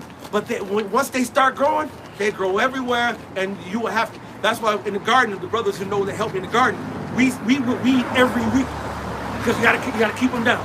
You can't get them all out of there. You just gotta keep them down. So once you have the real plants up, anything that grows outside that you know is bullshit, it's out of there. All right? And that's how you have to be with sin. You cannot let sin take a chance to sprout and grow and blossom. Right. Because once sin starts to spread, it's done. It's like a cancer. If anybody know about cancer, when it says what's it called, metastasize or metasize, or whatever, metastasize or something like that. Once it starts to spread and really propagate, that's a done deal. And that's when they'll say, okay, and they'll say, yeah, it's spread out the body. We will have to cut off the whole body. We have to cut off your leg, cut off part of the stomach, cut off the toe, and then it's like, yeah, you're going to go to hospice because you're about to be out of there. All right? But that's, if you don't check sin, sin will sprout. That's why Scripture says, let not your sins weigh you down, but let not your iniquities lift themselves up. You know, because it says a just man falleth 7 times, but get back up again. Thing is, you don't want to use that for a cloak of maliciousness. You know what I'm saying? Well, he said I'm a sin, so I might as well, you know. Nah, we don't have that mindset. Like the little nigglets of like, well, shit, if I'm going to be in the kingdom anyway, if I got to go get destroyed to be in the kingdom, I as well have some fun now anyway. See, but they don't have a ruling class mentality. They don't have a mentality to be the best of the best, man.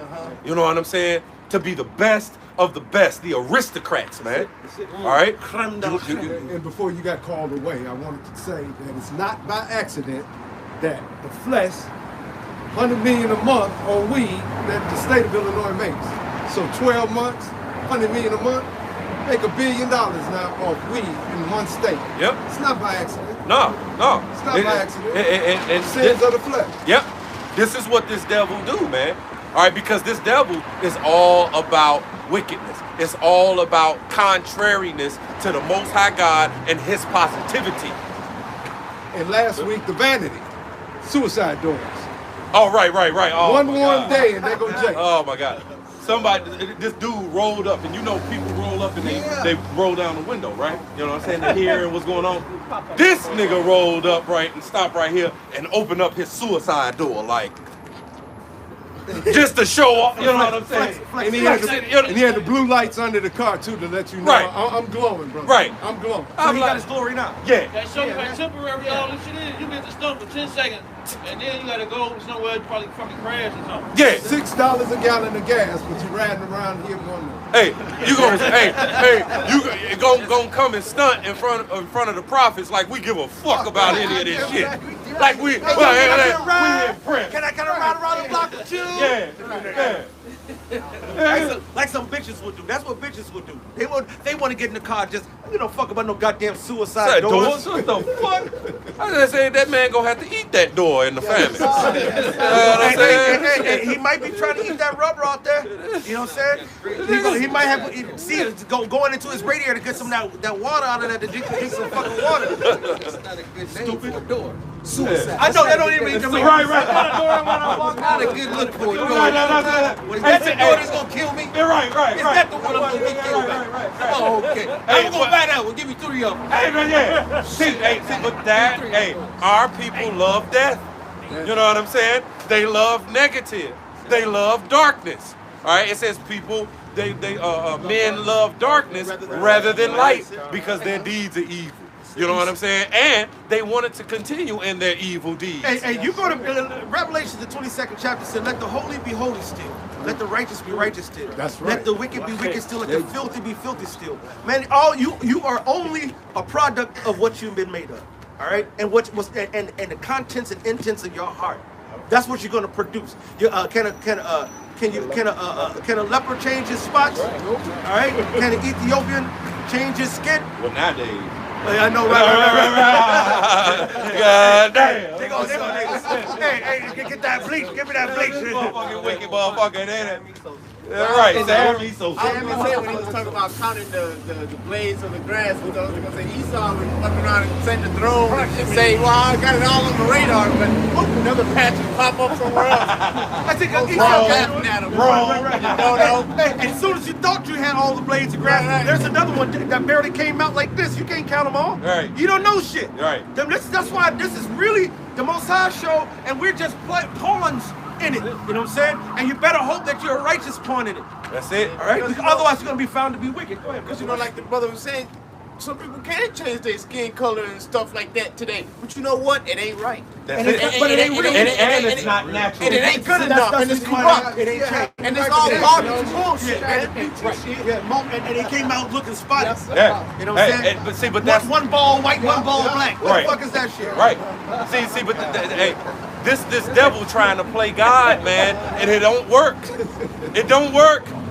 You know what I'm saying? All of it is fake. All of it is false. I want the Most High's new body, not Esau's. Right. Esau should be breaking. Exactly. No, but the shit. Then they got this whole metaverse thing. You know what I'm saying? Oh, he said, because that shit's stupid. And then there's so much racism on the metaverse, you can't do shit. These motherfuckers, matter of fact, on the Call of Duty and all of it, you out here, the brothers be playing, and you hear these motherfuckers, you fucking nigger, y'all just know you're this and this and that and this and that. It's so much, that's all that bullshit. Yeah, I ain't experienced it. I don't care. It's me neither. I don't care. I hear it vicariously through others. I'm not on that shit. One woman said she got gang raped on it, so she traumatized. I won't go on it anymore. Oh my God, I'm traumatized. My avatar got Big got traumatized. Hey, bitch was chilling in the comforts of her home and shit. Nobody there, bitch. Hey, but it was funny because when I was in Mount Pleasant the last time, my sister was up talking to her husband's granddaughter, and she crying because somebody on Roblox, did something, said something to her, and she's like, ah! She's like, it's only a game. It's only some people. It's like this place is really fucked up, man. You can't even go into an imaginary game without being oppressed and fucking. Nigga, your plight continues, nigga, in the game. Virtually. Virtual struggle. Say that again. People going into the metaverse to escape from here, and you going there, and the shit works. You can't escape. Right. Old girl, we talking about she got raped or whatever, and now she. Right. Now she feeling all some type of way, but she was at the crib, before she put on the game, she was all mad because she don't get no attention in real life. You know what I'm saying? So she dolled her character up better than herself. And now she got other niggas up there raping the character. Virtually clap. Virtually clap. Virtually clap. Hey, see, but this is this world, man. You know what I'm saying? Everything is GMO. You know what I'm saying? Ed, would you had a point? I was watching some of the elders. I believe they're in Mississippi, but he said every day it's a new low. Yes. It's a new low every day, a high level lowness. Yes, every day, because that grain of evil seed. You know what I'm saying? The grain of evil seed, it was produced from the beginning, and guess what? Every single day that evil grows. All right, if evil grows, then morality is at its new low. You know what I'm saying? Or new height, or whatever you want to call it. You know, new low. You said it perfectly, because you can't. Wickedness is not glorious, man. Right. Right. And wickedness cannot grow in a positive manner. Right. It's in a negative manner. That's it. All right. Because it's contrary to the spirit and power of Yahweh Shai and his people. That's it. And that's the reason why people don't understand how much they got to pay. They feel like, well, I'm not a bad guy. I don't do. I'm a nice guy. I tip. I give to the homeless. But then you over there being a homosexual. Then you over here robbing people. Then you over here scheming at your job, or you do whatever the fuck that you're doing. Pain begets pain. Suffering begets suffering. Evil begets evil. All right. You have to kill evil with good. All right. The only salve for evilness is righteousness to eradicate it, man. Yep. Because it's one against another, That's and it. you're gonna be about either or. That's You know it. what I'm saying? The servant cannot serve two masters. That's it. You gotta fight the evil with good. What you got, brother? Yeah, he was talking about how it's a new low every day. This is Matthew 24:12. It say, and because iniquity shall abound, the love of many shall wax cold. You so see? like you got old ladies getting robbed and shot at for the carjacking, the crazy shit, like nobody cares. The sin is such on a high level that ain't no love out here like it used to be. That's it. My boss, he's a 73-year-old Issachar, so-called Mexican guy. And he was just talking about back when he was growing up, you know, back in the day. He said he started in the fields in Mexico, working in Michoacan, or however you say that shit. That one. All right. And he's like, man, he started working at 70 years old. He said, man, from a young man, he learned that when you're around older men, you take off your hat. You sit there, have respect. You sit about the bam. And he said, now he's 73, and I see how they talk and treat him. You know what I'm saying? His own employees sometimes, to the customers, whatever. And they be like, man, you motherfucker. And it's just, this man has been through the fire. He could not speak a goddamn lick of English. I'm not glorifying the man, because, you know, he don't turn over the Yahweh Shemel Shai. Got idols all up in that motherfucker. So don't get it twisted. I'm just telling, he don't know no goddamn better. All right? If the Lord show mercy, he do it not. But but the wisdom that he was speaking on elderly, and that goes back, somebody give me Isaiah, the 3rd chapter real quick just to prove it. They speak proudly against the ancients. Yeah.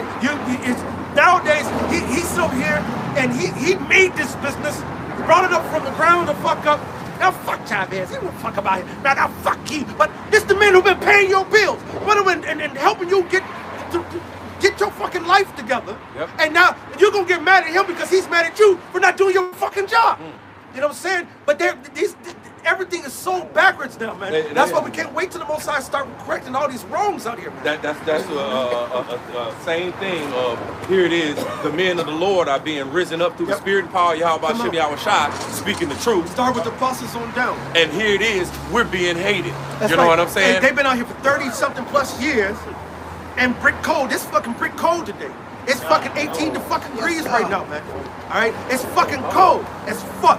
They've been doing this shit for 30 years. And New York, Connecticut, traveling. The elders will travel from Connecticut to New York and back on a regular motherfucking basis, man. No even glimpse of the fruit at first. For years. Yep.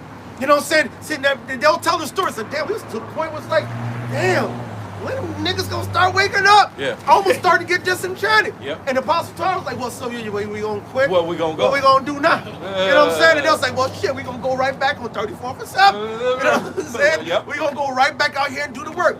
All right? Because we don't give no fuck. All right? Because this is part of the battle to get into this is part of the road to get to the kingdom, man. Yeah, right before you get that, he got something. Hey, but that's part of the righteousness of the Most High God, to reverence those that came before you. That's it. All right, and labored for years.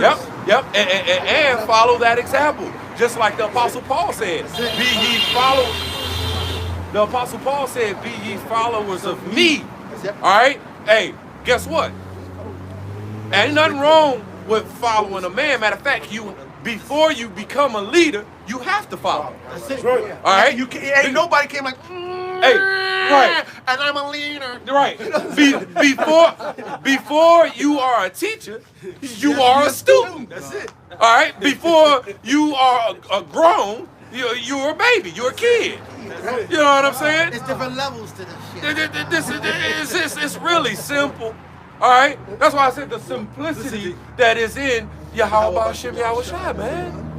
You know what I'm saying? We're the ones who convolute and fuck it up. Yeah. Right? That's why the Lord said, be not righteous over much, be not over much wicked, man. It's us. We start trying to do too fucking much. Yep. You know what I'm saying? Coming up with our wisdom, man's wisdom. Yep. And we're trying to fucking finagle. Yep. The Lord told me, years ago, I'm Superman. I don't need no Superman. I'm straight. Right. You know what I'm saying? Thank you, but stay in your sidekick lane, nigga. Right. Because that's what we are. We're really the sidekicks of Yahweh. Well, he said in that 1 Corinthians how we are laborers together with God. That's it. All right? So it's Yahweh Hashem Yahweh Shai. It's Batman and we Robin. That's it. You know what I'm saying? That's it. Whoever and whatever. I say Superman because fuck Batman. He needed somebody. You know, I'm just saying in the example given. You know what I'm saying? I just say he had all. That's Batman got all his.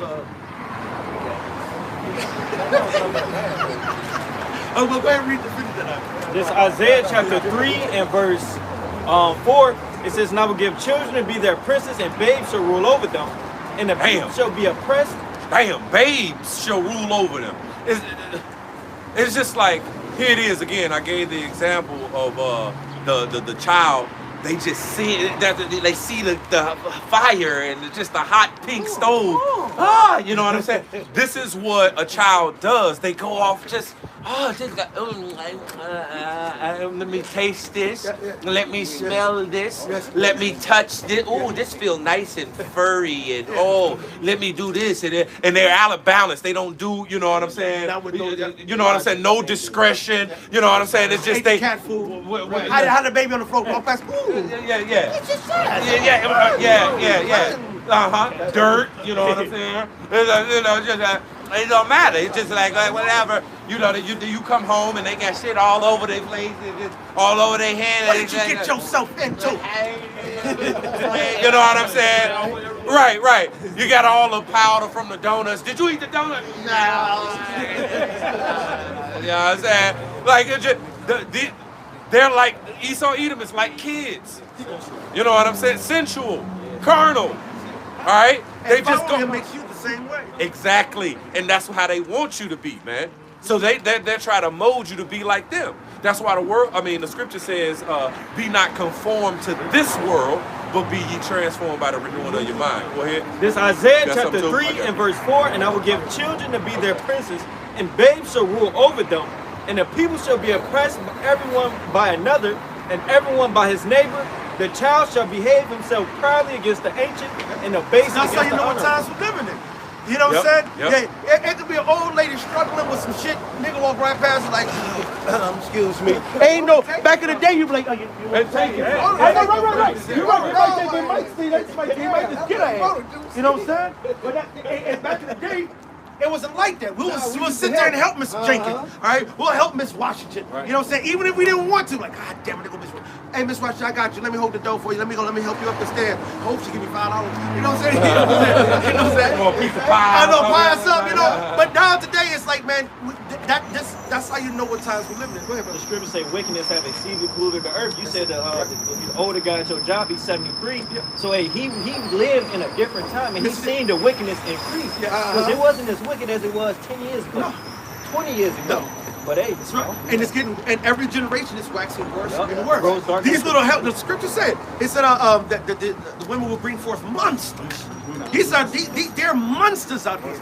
All right, and I mean, if you listen to some of these kids, you look at little TikToks now. They on that, and the little 5-year-old, motherfuck you, I don't give no motherfucking fuck, suck my dick, and they do all kind of shit, and then they go to mama. Video recording. You know what I'm saying? Yeah. Yeah, that's the spirit of the anti-Messiah. It says, whereby you know it is the end. That's it, That right? spirit of the anti-Messiah is amongst these people. That's it. A video just surfaced yesterday of about 3 little boys. There were 2 little boys and a girl. They was beating the shit out of their grandma. And the daddy, he like, take the pot.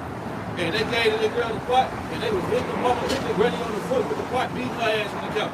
And they arrested those 3 adults who was in the house recording shit. And caused them to be juvenile delinquents, man. That's what they charged them with, making them be delinquents. And you know what? And now's the Lord who made that shit happen. You know what I'm saying? Because they shouldn't have been doing that dumbass shit. You know what I'm saying? But this is what we've come to. You got young people raising up young people led by these silly ass women, man. All right, who don't need no motherfucking man. Which is why you're gonna need some deliverance in that day. You ain't gonna find it. Sure. Because the man is your deliverance. That's If it. you said you don't need him, you just said you didn't need Yahweh Shah. Right, that's just like us saying we don't need Yahweh Shah. You know what I'm saying? But there's a little line. You get that, and then you got yours. Go ahead, brother. You have one? Yeah, well, yeah, I got one. Did it but pass? I'm finna go past the scripture, so go ahead, bro. Okay. We'll get yours. Let's keep it on deck, bro. I'm finna go to the one y'all was talking about. Go ahead. Hey, but that now see, but do you? We up here like this. Yeah. You gotta keep the You fingers know what I'm in saying? there. You know what I'm saying? You gotta keep hold it. I know, he only 70. He only 70. He said no. Eagle claws. Hey, go ahead, brother. This is 1 Peter, 4th chapter, 17th verse, and it reads, "For the time has come that judgment must begin at the house of Yahweh." Where? At the house of Yahweh. Yep, because it says, hey, to whom much is given, much is required. So, hey, what's given to us? The kingdom. That's it. All right? The eternal righteous kingdom. Hey, but the Lord gave us his spirit. You know inside of every Israelite spirit is greatness, man? Yes. Yes. Matter of fact, I just started my job, one of the drivers, I recognized, and I was working with him for at least about a month. And then he poked his head in like this through the window, and all I saw was this. I was like, I look like Lauren from first grade. I said, man, what's your real name? He was like, Lawrence. I said, Lauren? He's like, Carl? I was like, scared. Oh, what the fuck, nigga? But I didn't recognize him because, you know, we grew up, whatever. Yeah. But then that little one window, it gave me a glimpse. I was like, wait a minute, that's that. I know him. Yeah. That's that dude. That's that guy. Read that again. There's a This point I was is going to make. 1 Peter, 4th chapter, 17th verse, and it reads, "For the time is come that the judgment must begin at the house of Yahweh." Because while we were saying, to whom much is given, much is required, and we're getting the kingdom. And you said that first and foremost, we were given this wisdom, knowledge, and understanding. We were given this way. Right. Yep. Yeah, it's coming. Go ahead. And if it first begins at us, what shall the end be of them that obey not the gospel of Yahweh? So now I was like in my mind, why did the Lord bring one of my little buddies? He was known for being a class clown. I was too. And it was another guy, Cedric. We man, see, I was silly. We silly. You know, we have fun. And so I was like, in my mind, I said, this is spiritual as hell. You know what I'm saying? So I've been trying to find, you know, why the Spirit's doing it. And I try to break bread with the guy and so forth. And one of the first things, I don't do no religion. I don't do that. And I was like, and right just before I even said anything to him. So I was like, you know what, now, let me tell you this. Now I'm coming to talk about the Bible. It ain't about religion. It's about what the bam. And, you know, and ever since I've been trying to find it, and it seemed like, Lord got his ass here just to get marked, you know what I'm saying? Right. And now now more going, I'm like, this nigga got some serious issues. When this nigga was a genius. How was you a genius in first grade, and now you're still smart? I can still tell that, but you dumb like a dumb bag of rocks. Yeah. You know what I'm saying? And it just made, I forgot the reason. It was something, the point, something he said that wanted me to hit on it. But you never know. You never know in the spirit, man. You gotta be careful, man. The Lord can build you up, give you knowledge, wisdom, and understanding, and in 1 second take that motherfucker right away from you, man. You know what I'm saying? And I'm still gonna see how the Lord dealing with him. He ended up breaking down and crying today at work. You know what I'm saying? It's like, he's like, man, it's been going through some more shit. I'm like, what the fuck? Out of nowhere, you know what I'm saying? It's like, but this shit is scary. Yeah. This shit, because that's how it make me feel. It made me like, because the Lord can take this from you. Yeah. The Lord can pull this out of you as Yeah. fast as he can sit here and build you up, Yeah. as quickly as he can take this shit away from you. Yep. You know what I'm saying? Yep. That's why judgment comes with us. man, you better be, it's a fearful thing to fall into the hand of the living power. And that's really the vibration of what it was. It was like, it was so powerful to me how this guy was such a G. You know, we went to Skinner. That's supposed to be the smart school. Right. You know what I'm saying? And then there's another guy I went to, you know. Yeah, and I went to Whitney Young. Young was right down the street from there. Really? Okay. And then I went to Whitney Young, which was supposed to be all smart school. Right. And then Wise, my other guy, his buddy is Rodney, who I went to school with, and he the same way, brilliant as hell in high school. Now on collecting SSI, and don't got no job, and it's like smart as hell, but dumb than a motherfucker. Well, the brother I think brought it out earlier. Ever learning and never able to come to the knowledge of the truth. See, not to say that again. Ever learning and never able to come to the knowledge of the truth. Book smart. That brother said. Just bringing it out. What books are they reading? Right.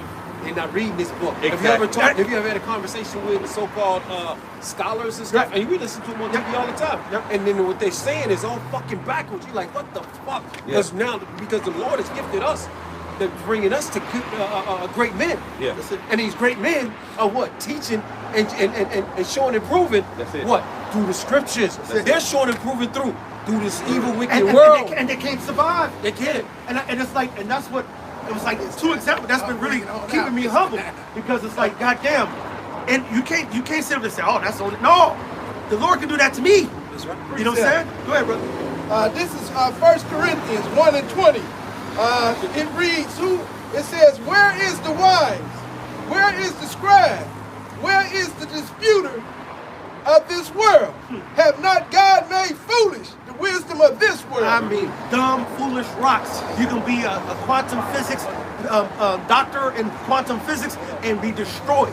Yeah, you know what I'm saying? Yeah, because again, see, our hope is in immortality. All right, and so we're learning and growing, all right, in the wisdom, knowledge, and understanding of immortality. Right? But we only have a measure of it right now. Yes, peace. Right? And that's all we need. Yeah, well, what I'm saying is that to actually be immortal, you need to be caused to do it 100%.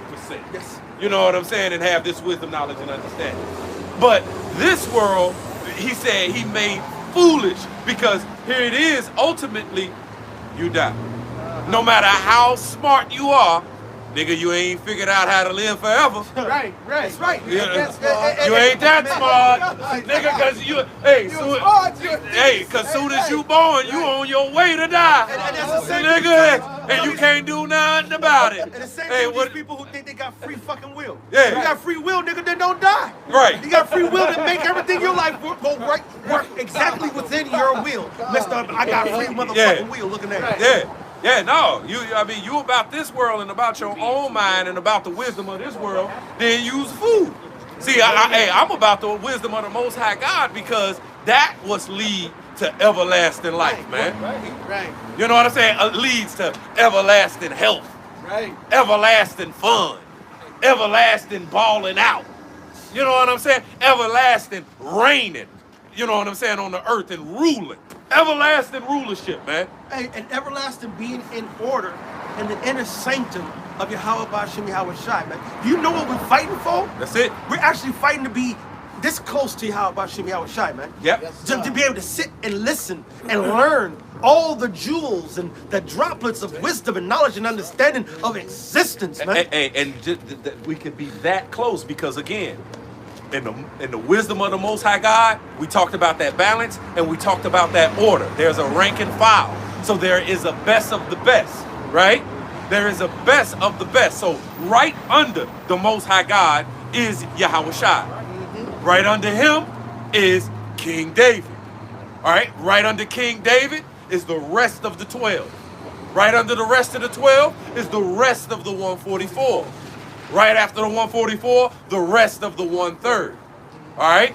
And guess what? That rank and file is all according to the Most High's will. You know what I'm saying? All in order. And those that's closest to him was about this wisdom, knowledge, and understanding. Right. And went through all hell and hot water and every time they was down here, went through hell and hot water. Yep. Peter had told Yahweh, he said, whither will we go? You have the words of eternal life. Because the other people, they couldn't hear that hard saying about eating his flesh and drinking his blood. But we know, like, It's the wisdom. That's Where it. else we gonna go? Wisdom, I mean, knowledge, but and tell understanding. me, what do we got? That's why I tell people, what you got here? White man. What else you got? Oppression. You know what I'm saying? Well, yeah, you got chemtrails. You know what I'm saying? You got some goddamn it, fluoride water. Listen, I don't care. Come on, bro. I don't care if it was $1 billion included. You know what I'm saying? Because guess what? I'm still under my oppressor. Guess what? I'm still in these chains of darkness. You know what I'm saying? So no, I'm good. I'd rather just go through what I gotta go through. You know what I'm saying? And wait on the Lord. You know what I'm saying? And while I wait, continue to learn and grow in the spirit. Continue to learn and grow to be the righteous rulers, judges, and guides that we're going to be. Hey, see, if you're sincere for Yahweh Bashem Yahushai, you're going to be trying to figure out how to live, move, and have your being within righteousness. All right? If you see something wrong within yourself, because the Lord says examine yourself, right? Yep. To make sure that you what? That you in the faith. Okay, so that means he said prove your own self. So wait a minute, I should be in the mirror like, what can I do better for Yes. Yahweh Bashem Yahushai? Yep. Lord, am I doing enough lessons? Am I reading enough? Am I praying enough? Am I fasting enough? What am I doing wrong? And then as he shows, matter of fact, I called that for that Habakkuk 2. All right, that's that reprove coming back around, right? The Lord we're in a constant state of being reproved, man. He's fixing up our minds. He's building up our spirits. He's killing this fucking flesh, all right? And he's perfecting and molding us. It's almost like tuning, like when you go driving on the radio. Back in the old days, before you had all that shit, you had to go use the dial. And if you didn't have that, but once you got it perfect, it was all right. All right, and then Eileen hits him. Right. Outside of that, you like that's how you watch the fight. Yes, it. You heard it. Exactly. Right. But because if you didn't get it, you could. Hey, ain't nothing like hearing a whole bunch of static. Right. You like, and it's going down the street. What the fuck? Goddamn it! Yeah. No, you want to hear it. Yeah. But Lord is fine tuning us to His frequency. Yes. All right. And that means we got to kill this flesh, kill this old man, and build us up in the spirit and the will of the Lord. Hey. We're buffering right now. That's it. We're buffering. I got that down for a lesson too. We're just buffering right now, man. Yeah. Until we come clear into what? Our own. Yeah. And Apostle Ramlab just did that video last week or something like that. We're coming into our own. How do we come into our own? Follow righteousness. Yep. Because first of all, you don't understand what it means to sit on 12 thrones next to Yahweh Bashem Yahushai. He's going to give us rulership over king, man. That is heavy, man. And that's why sometimes the apostles will say it. You know, y'all, a lot of you brothers don't know what the fuck y'all in. You know what I'm saying?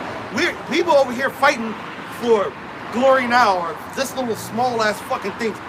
Man, if the Lord gives us a galaxy, we're going to rule planets. Whole galaxy. I'm talking about planets. Yeah. I'm talking about each planet with billions and billions of people on it. All right? With righteous judgment. That's why the Lord is saying, fuck you, nigga, I don't need you. Because all about us is flesh, man. Everything about us genders to flesh. What do you want to eat? I want this, because it's catered to what you're liking and your desire. But when we deal with the Heavenly Father in truth and righteousness, it's no, not my will, Lord, but thine will be done. That's why he say, don't have no treasures here on earth. Something that you deem a treasure, where moth and rust don't corrupt and thieves break through and steal, and you sit up here and fall, and here you got this or that or the other thing, and then the next day you can go outside and smell something wrong and become a vegetable.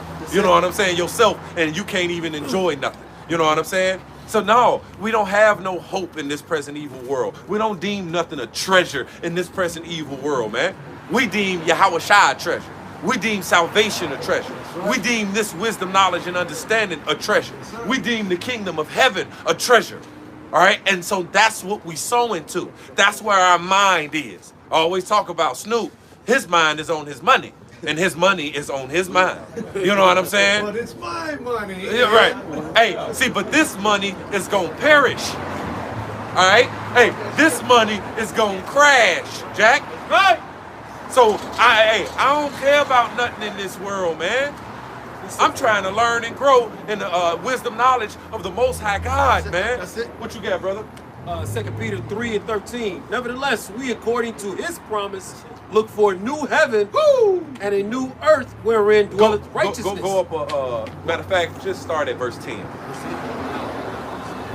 See, because again, when we talk about the ultimate will of the Most High God, his determination is come to destroy this place. Come on. He's saying that Zephaniah 3 and 8, hey, for my determination is to gather the nations that I may assemble the kingdoms. All right, y'all done reached y'all wickedness. Come on. All right, come on. Valley of Jehoshaphat, you know what I'm saying? Come on, you know, round it all up, you know what I'm saying? He said, my determination is to gather the nations, to assemble the kingdoms, that I may pour upon them my wrath, my indignation. All right, it says that all the earth shall be devoured by the fire of my jealousy. Why? Well, 2nd Esdras 15 tells you, because wickedness have exceedingly polluted the whole earth, and their hurtful works. Let's see, what kind of works? And their hurtful works. See, that's the key. Wickedness hurts not only other people, but your own self. He said he that sinneth wrongeth his own soul. That's it. You're hurting you. It's like, why you beating up yourself? Why you Stop hitting yourself. That's it. Stop it. Stop hitting yourself. Why you beating yourself? That's Isaiah the 1st chapter. Why would you be stricken anymore? You will revolt more and more. It's like the Lord said, now look, I gotta beat you because you done did this wrong. So I don't want to have, I really, you know when your mom and dad said that shit, I really don't want to do this. This hurts me more than it hurts you. And then mama, what you mean? That's hurt. Then you ain't hitting yourself. And they start whipping you and beating you and beating you and beating, and you're beating and beating. And now, that's not what you did. You get the beat dance, right? Now what would you do as a father after you do that? And they just start beating. Now don't move. They act like I ain't even hitting you. They're having fun. I'm beating them. And motherfucker, the heart, I'm like, he playing, and I'm beating, and I'm playing. To the point I'm getting tired, like, I'm beating his ass. And he's still partying. He's still partying. And bullshit. And see, that's what the Lord is looking at. It's like, how y'all having fun and I'm beating your ass? In captivity. Like, I just thought about that the other day. I seen a guy, he was obviously homeless, tattered clothes, you know what I'm saying? Just all manner of looked all kind of fucked up. But he was like, I said, still dancing, man. Still trying to party. You know what I'm saying? Still dancing, man. You know? Hey, get that real quick. It is, you want me at the point? Yeah, get straight to the point. This 2nd Esdras 1 and verse 27, it says, ye have not as it were forsaken me, but your own selves, saith the Lord. You have not forsaken me, but your own selves. All right? Your own selves. He said, man, what more could I have done? You know, I fed them to the full. Right. All right? Yahushua went up there and died on the cross, got persecuted, put a crown of thorns on his head, got beat, buffeted for our sins, and we cool? I'm good? And I'm good and ain't got shit. And know it's not that thou art miserable and wretched, naked, you know. And who's reading something? Somebody read something. Right here. Go ahead. Right here. 2 Peter 3 and 10 reads, the day of the Lord will come as a thief in the night, in the which the heavens shall pass away with a great noise. So that's the ultimate determination of the Most High God, is to come to destroy this place, because wickedness gets its time. But when his time is fulfilled, all right, then he's coming to put a judgment on wickedness, man. Now, were you about the wickedness? Were you about the negative? All right, or was you rehearsing the positive when the positive come to set up the positive? Are you going to have integrity as Job did when everything was taken from him and he was through all adversity? Exactly. Are you going to say the Most High gave us good and the Most High give us bad? We good no matter what. The Lord, not our will, but the Lord will be done. That's the story of Yasharahla. You know what I'm saying? He made us a holy and right seed and gave us everything. All right, but then we had to go through the negative. We had to go through the bad. But during the negative, during the bad, doing where we're at the bottom, doing where we're at the low, and that's what we have to go through. Yes. Are you gonna keep your faith and integrity and still do what's right and still accept the will of the Father? All right, the righteousness of the Father. You still gonna rehearse that and be about the positive, even though you're going through the negative at the time. All right. Or are you going to succumb to the negative and say, you know what, let me have whatever fun the negative could have because, hey, here it is, I just want to have fun. You know what I'm saying? No, if you're about the fun, ultimately the fun of wickedness is about to be put out. All right, it's about to be destroyed. So the Lord is coming to poop on the party of negative. You know what I'm saying? So if you was about negative, then now your party is getting pooped on. Didn't the Lord said that they will be eating and drinking and marrying and stuff when he come back? Yep, party. And don't they got penthouses downtown? Man. Don't they got all kind of go to Barrington Hills? Luxury. Big old house. I mean, and we talk about marble floors, marble counters, the guest bathroom in the basement. It looked like it's $1 million bathroom. And then in the back in the alley, they throwing away projectors. That worth $1,000. That's in the house now. It says they have more than heart could wish. They're voluptuous. They're voluptuousness. That's it. That's it. You know what I'm saying? That's it. Hey, what did you have a point? And grab your last precepts. And yeah, I got a precept. And Esau is like that one guy in the party that's just messing up the whole party, and everybody just tired of him, you know, getting beaten up on him, kicking him, and call the police on him, to getting the hell out of here, kicked out, man. You ain't never coming back to this damn party again. Now I got a precept though. This is Luke 12:43. It says, "Blessed is that servant whom his Lord when he cometh shall find so." And that's the point. That's it. That's the fucking point. Rehearsing the positive. That's it. Rehearsing the righteous acts. Yep. Recounting the righteous acts. That's all we're doing. Producing. Yeah. See, like you got the Passover coming up in a week. All right, about a week and a half. All right. Do you know what the Most High requires us to do? We are to do what? We're planning to keep the Passover. We're getting everything in our whole mind right now is Passover minded. Yeah. All right? Because what we're doing, we're rehearsing the acts. What we're doing right now, coming out the highways and byways, is rehearsing the righteous acts, man. Yeah, he said, blessed are those who read it and keep it those things. That's it. So this is what we're doing. We're observing, we're keeping, you know, we're rehearsing righteousness, man. You know, we're observing the righteousness of the Most High God, man. That's it. And proclaiming the name and the power and the glory and majesty of Yahweh Bashem Yahweh. That's right. That's right. And Yasharallah. It ain't Israel, it's Yasharallah. That's right. Ain't the word Israel ain't gonna ever be mentioned again. All right? Because that's not our shit. It's Yasharallah, man. And we're sick and tired of not having our own nation, our own people, our own land, our own rules, our own power. All right? And then you've been shitting on our power, his name. He said his name is blasphemed continually. Do you know? As a matter of fact, there was a guy came to my job, and he we started talking. You know, you can't help my spirit, my conversation in the heavens. So we start breaking bread with him, you know, and then another dude came in, and he goes to the Israel of God, and so he was like, oh, you know, shalom. I'm like, shalom. And you know what I'm saying? And so we started saying that then we started going on that the whole Jesus thing and whatever. And so the one dude was like, is it really that big of a deal what the name is? I said, what's your name? He said, Leon. I said, Peon? He said, no, Leon. He said, no, Leon. I said, oh, Peon. He said, Leon. I said, Peon. And he said, oh, I get it. Because he got tired of me calling him a peon. Right. All right? Because his name ain't Peon. His name was Leon. Yeah, but that was a perfect name to have to make that example. Man, I thought that was spirit. I was like, yes. You know what I'm saying? Because it was perfect. You know what I'm saying? You know, but that even made the other dude who's like, yeah, what the bell? I said, no, you can't. I said they still call on Jesus. The only next thing would have worked, you know, was Rufus. Yeah, right. Doofus.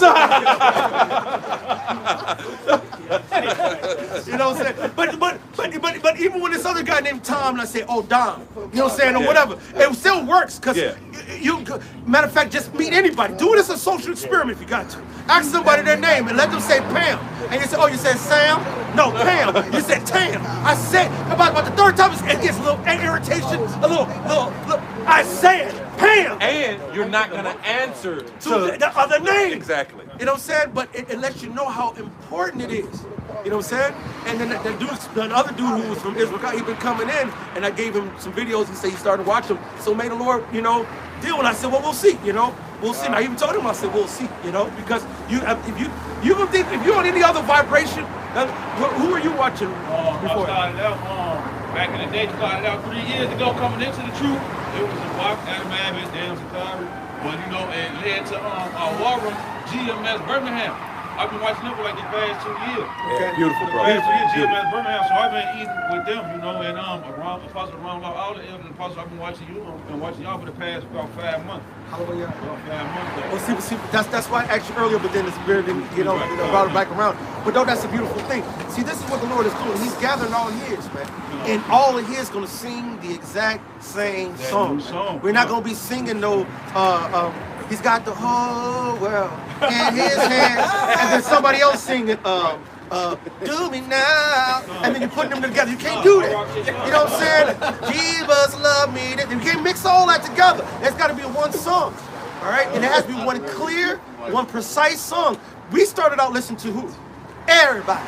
You know why? Because when we got on the internet, we didn't know. We didn't. Right, when you said Israelite, we thought Israelite. Everybody is the same Israelite. You know what I'm saying? And we was happy, man. Yeah. We were just happy to be You said, Israel and have it. anything to do with Israel. That's it. And then, but then we start listening to, you know, Nate and them, and then they start saying Christ, Christ, Christ, Christ, Christ. We was watching Sabaki. He was like, yeah, Cornelius, he's an Edomite. He can make it. It was like, whoa, you know what I'm saying? Then listening to the commanding, and as one by one, we see them falter. Like I told the apostles themselves, like the last camp standing was the elders, man. Yep. Because they went through the whole weather and the test of time, and still to this only day, the only ones who've got the fruit, the proof, the doctrine, and everything to prove it. Yeah, everything that the scripture says about this truth It and matches. the structure, and then the order even of masters and servants and brothers, elders elders. and students and stuff like that. Everything matched up. You know what I'm saying? Everything added up to a model. And this ain't got nothing to do with no worship and No. This is fact. Hey, this giving all praises to Yahweh Yahweh Shai Shai, because he got the power to set up, order up. Teachers of quarter, wisdom and knowledge. And your teacher will not be removed into a corner anymore. If you go to all these other camps, where is all these other camps outside during the winter times? All right, matter of fact, I used to see Sakari be across from Murph Camp and Cowboy Camp all last year, till it got a little bit past 40 degrees on the nether region, and then a little bit by little, it started doing like this. The load battery on the thing. Little by little, you'll start seeing. You see Homer Simpson going there with motherfucking stuff that's like into the bushes. and next thing you know, they all scream. You know what I'm saying? And next thing you know, like, where the fuck, man? Hey, next Saturday, everybody gonna be out. Now motherfuckers gonna be up there taking their garments like and dust and come like that. And shalom. You know, as I say, been out here dealing, man. Do you know the Most High don't like that shit, man? It's like you in season, out of season, man. You gotta report for duty, man. Yeah, we gotta work. This is a job, man. He said we're workmen. Daily he preached. Yes, daily. How often? Daily. Yep. Daily. Yep. So, in the wintertime, no increase come, huh? No, see, it's cold. Right. Increase come all the time with the Most High What the God. scriptures say about the plowman doesn't reap because from not plowing in the cold. Yeah, right. For Somebody give me reason that. reason of the cold. And I love that scripture because this is the time to start planting in your garden. I told y'all, I said, no, this is the time to go to the garden. Right. It's cold as hell, but no, it's gonna be like maybe 40 or 50. No, you go in there and you start breaking up that dirt. You start getting it down. You start planting. You start doing that shit right now. Because then what? In about a month or so, you're gonna start seeing what shoots. And next month, you're gonna start seeing what the plants. Now, if you sit there and wait till then, next one, you're gonna have a late harvest. Yep. All right, and then you're not gonna get the increase that you would get. Come on, man. The Lord, like everything is right here in the scriptures. Go ahead, brother. This Proverbs chapter 20 and verse 4. The sluggard will not plow by reason of the cold. Oh, it's cold outside. The sluggard. Right. It's cold. It's gonna be a blizzard today. You know what I'm saying? But the Lord knows is, he ain't gonna be over righteous all winter. Hey, we trying to afford the kingdom of heaven, man. Every single day, man. Every single day, we trying to get up out of here. So if we trying, is there niggas outside right now? yes, Are they playing? yes, Having fun? yes. So wait a minute. Are some of those brothers going in and outside to take care of their other stuff they gotta do? Handling all type of stuff. They going outside. They not just staying in. Hey, remember, when it was cold, that's when we went out for the football. You know what I'm saying? Yeah. We didn't play.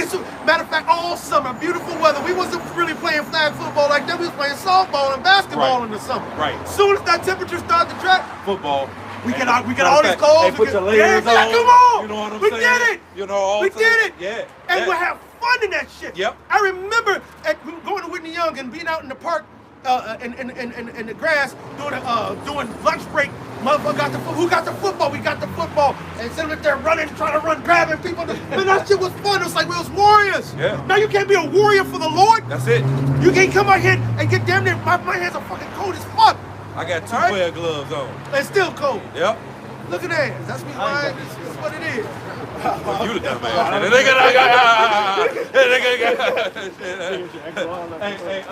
We still got a couple more years and more than that. Yeah, I finished that. Okay, you got some more of that, more and than then we're going to finish out with that. I got one. Oh, you got one too? Okay. This Proverbs chapter 20 and verse 4. The sluggard will not plow by reason of the cold. Therefore shall he beg in the harvest and have nothing. Hey, beg in the harvest. Now this is the harvest time. The Lord is about to come and reap right now. He said the harvest is plenteous and the laborers are few. So you get your ass out there and get your ass in out there in the harvest. You better get your work in now. That's right. Otherwise the Most High gonna leave you out there, man. And you gonna get fucking destroyed right along with these heathens, man. And it's wicked. Yes, sir. Go ahead, brother. This Sirach 51 and 30. That shit make us mad, man. We've been out here. We've been out here for years, decades, man. The apostles, 3 decades, man. Plus. All right? Then you got great men who labored and labored, trying to wake up our people to the madness of this motherfucking world, man. Go ahead. This Sirach 51 and 30. Work your work, B time. Woo! And a B times means early. Uh-huh. All right? That means early and often. Go ahead. And in his time, he will give you your reward. Hey, there's a reward, Jack. Hey, there's a reward. Hey, and just like it talks of, I think that was Moses or Abraham, it says he had respect to the recompense of reward, man. All right? So we got to go through what we got to go through, all the while keeping the faith, all the while still growing, man, and not being stagnant, okay? What you got, brother? Okay, this is 2 Timothy 2 Timothy 4 and 2. And it reads, preach the word, be instant in season, out of season. Reprove. Only when it's nice outside? No. Even when it's below 0. Hey, did Paul get caught up in that cyclodon? What is it? You're a cyclodon or something? Yeah. All right? Yep. Did he get shipwrecks? Yep. Did not Yahushua was there on the boat and shit, and it was that big ass storm? Yeah. Do you think it's always beautiful weather outside? No. This truth must go on. When it's raining, there's still niggas outside? Yep. If it's snowing, still niggas outside? Yep. When is it a ghost town? Only on Esau holidays. You know what I'm saying? When you go to 2 o'clock in the morning on Christmas Day, you ain't gonna find nobody on the goddamn street. Outside of that, you got niggas everywhere. Right? And even then, you will still have some motherfuckers out there. Right. Go ahead, bro. Yes, sir. It says, preach the word, be instant in season, out of season, reprove, rebuke, exhort with all long suffering. And the apostle did a and wonderful doctrine. lesson called exhortation. Went really good into the word today. And this is all what we're doing right now is exhortation. Matter of fact, it made me think, I don't know if you saw it earlier, but it makes me remember how we used to do that analogy all the time when you see the little kid with a knife and he bought a knife and he's playing my electrical socket. He's like, oh no, put that, no. It's gonna shock this shit. Right. That's how we are out here. We're up there and then no, spirit. Trying to get you what? Not to get yourselves killed. That's it. Because it says how this, in that second address, how this world hastens fast to pass away. All right, it hastens fast to pass away. And the prophets are out heralding, all right, that passing away. It's out heralding the coming kingdom, man. All right, the second coming of our Lord and Savior. It's right soon. And since that's the case, it's time to straighten up and fly right. It's time to repent, for the kingdom of heaven is at hand. It's time to be positive-minded, kingdom-minded, righteousness-minded. All right? The will of the Most High-minded, man. All right? Would you do that? Would you finish with that? Yes, sir. All right, let's go. We can finish off with that. All right, because again, Go ahead. it says this world hastens fast to pass away, and how is it gonna pass away? Second Peter 3 and 10.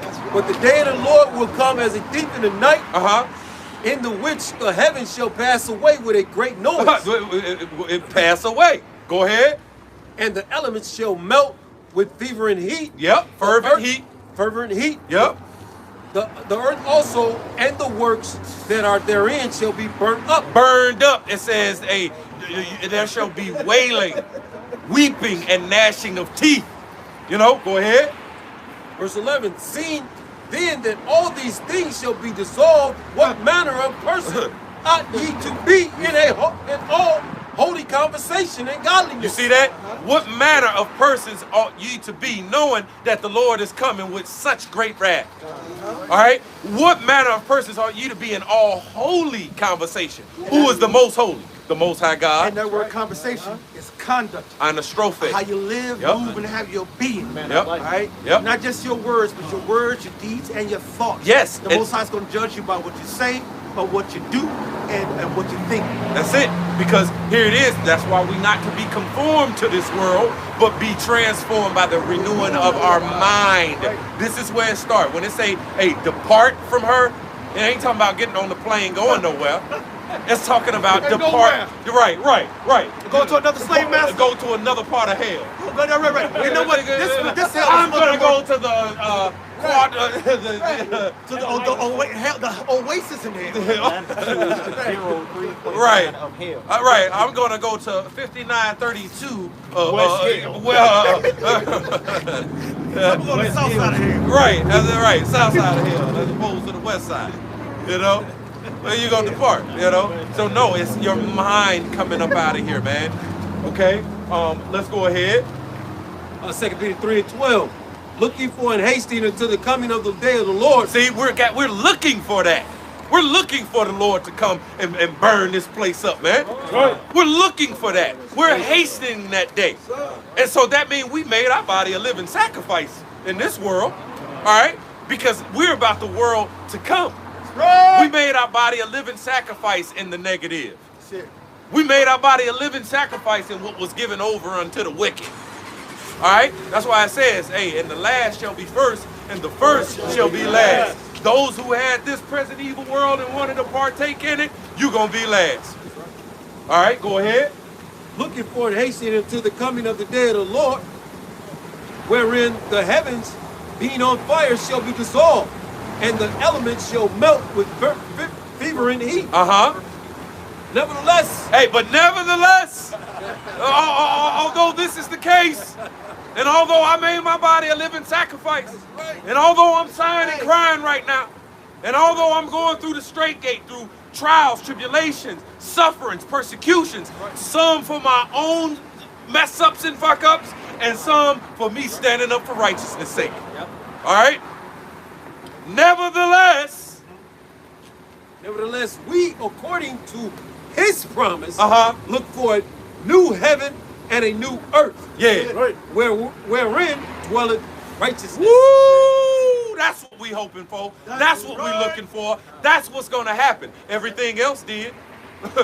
Everything, all the prophecies, it didn't came to pass. So that one is coming too. That's it. Right. All right, and that's the one that we're about. And if we're about that, then we must walk so even as our Lord and Savior walked. What you got? And you wonder why the chariots show up at the GMS camp. Man, all right, call Halayim, Yahweh Ba'Shem Yahweh Shai, man. And that's just that glimpse of hope. The Lord just keep on, building us up, giving us that hope. That's it. That's why He does it. That's it. And like they had the chariot show. Yep. Oh, man. You saw them chariots man, that was beautiful, man. That was beautiful. Man, wasn't it beautiful? Hey, and like the apostle said, we don't even need to see Him anymore because we already believe. But guess what? Every time we see Him, what we do? Still woo. Yeah. Hey, you know what I'm saying? Hey, just like the angels told her, hey, why stand you at the gazing up? Woo. You know hey, he's coming back, in like manner. You know? Hey, and we have hope of being saved and being on one. And having, matter of fact, I just did the lesson yesterday, last night. You're going to either have an aerial view or you're going to be stubble for the fire. You know what I'm saying? So our hope, all right, is to have that, that's it, is to have that aerial view of this same said destruction and fire that the Lord is coming back with, man.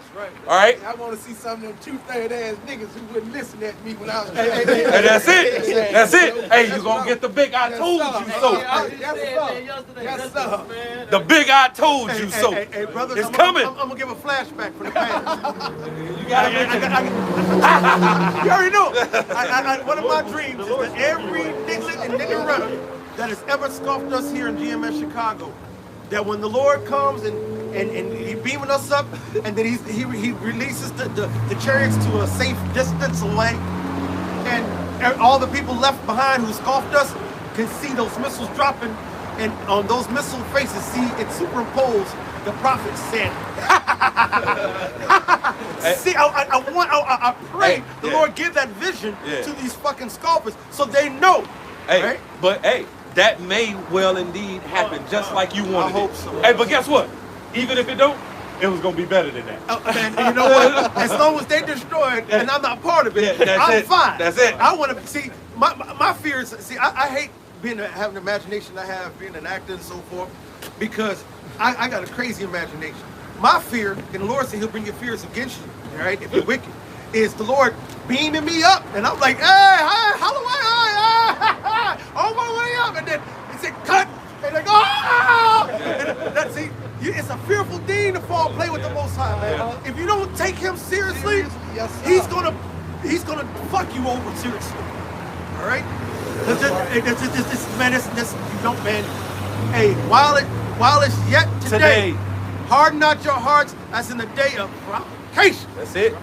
Hey, this shit is real, y'all. Man, it's real. That's real. why I know I had that with him. Yeah, that's really real. See, we gonna get a lot. Hey, we gonna get a lot of that. You know what I'm saying? And so, we wait. We wait. You know, like we was talking about. We wait. You know what I'm saying? So, all our heart's desires, man. You know what I'm saying? All our heart's desires.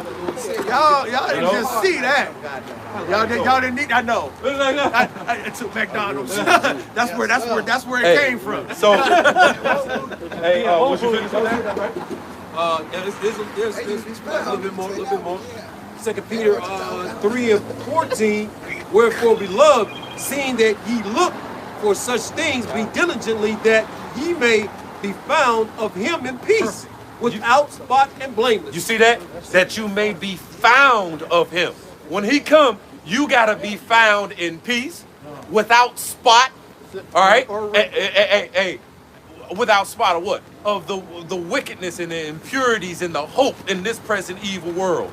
The deceit and the philosophies and, of this world. We got to be found without spot. And that happens when we have faith in Yahushua and rehearsing the righteous acts to the best of our ability, man. Okay?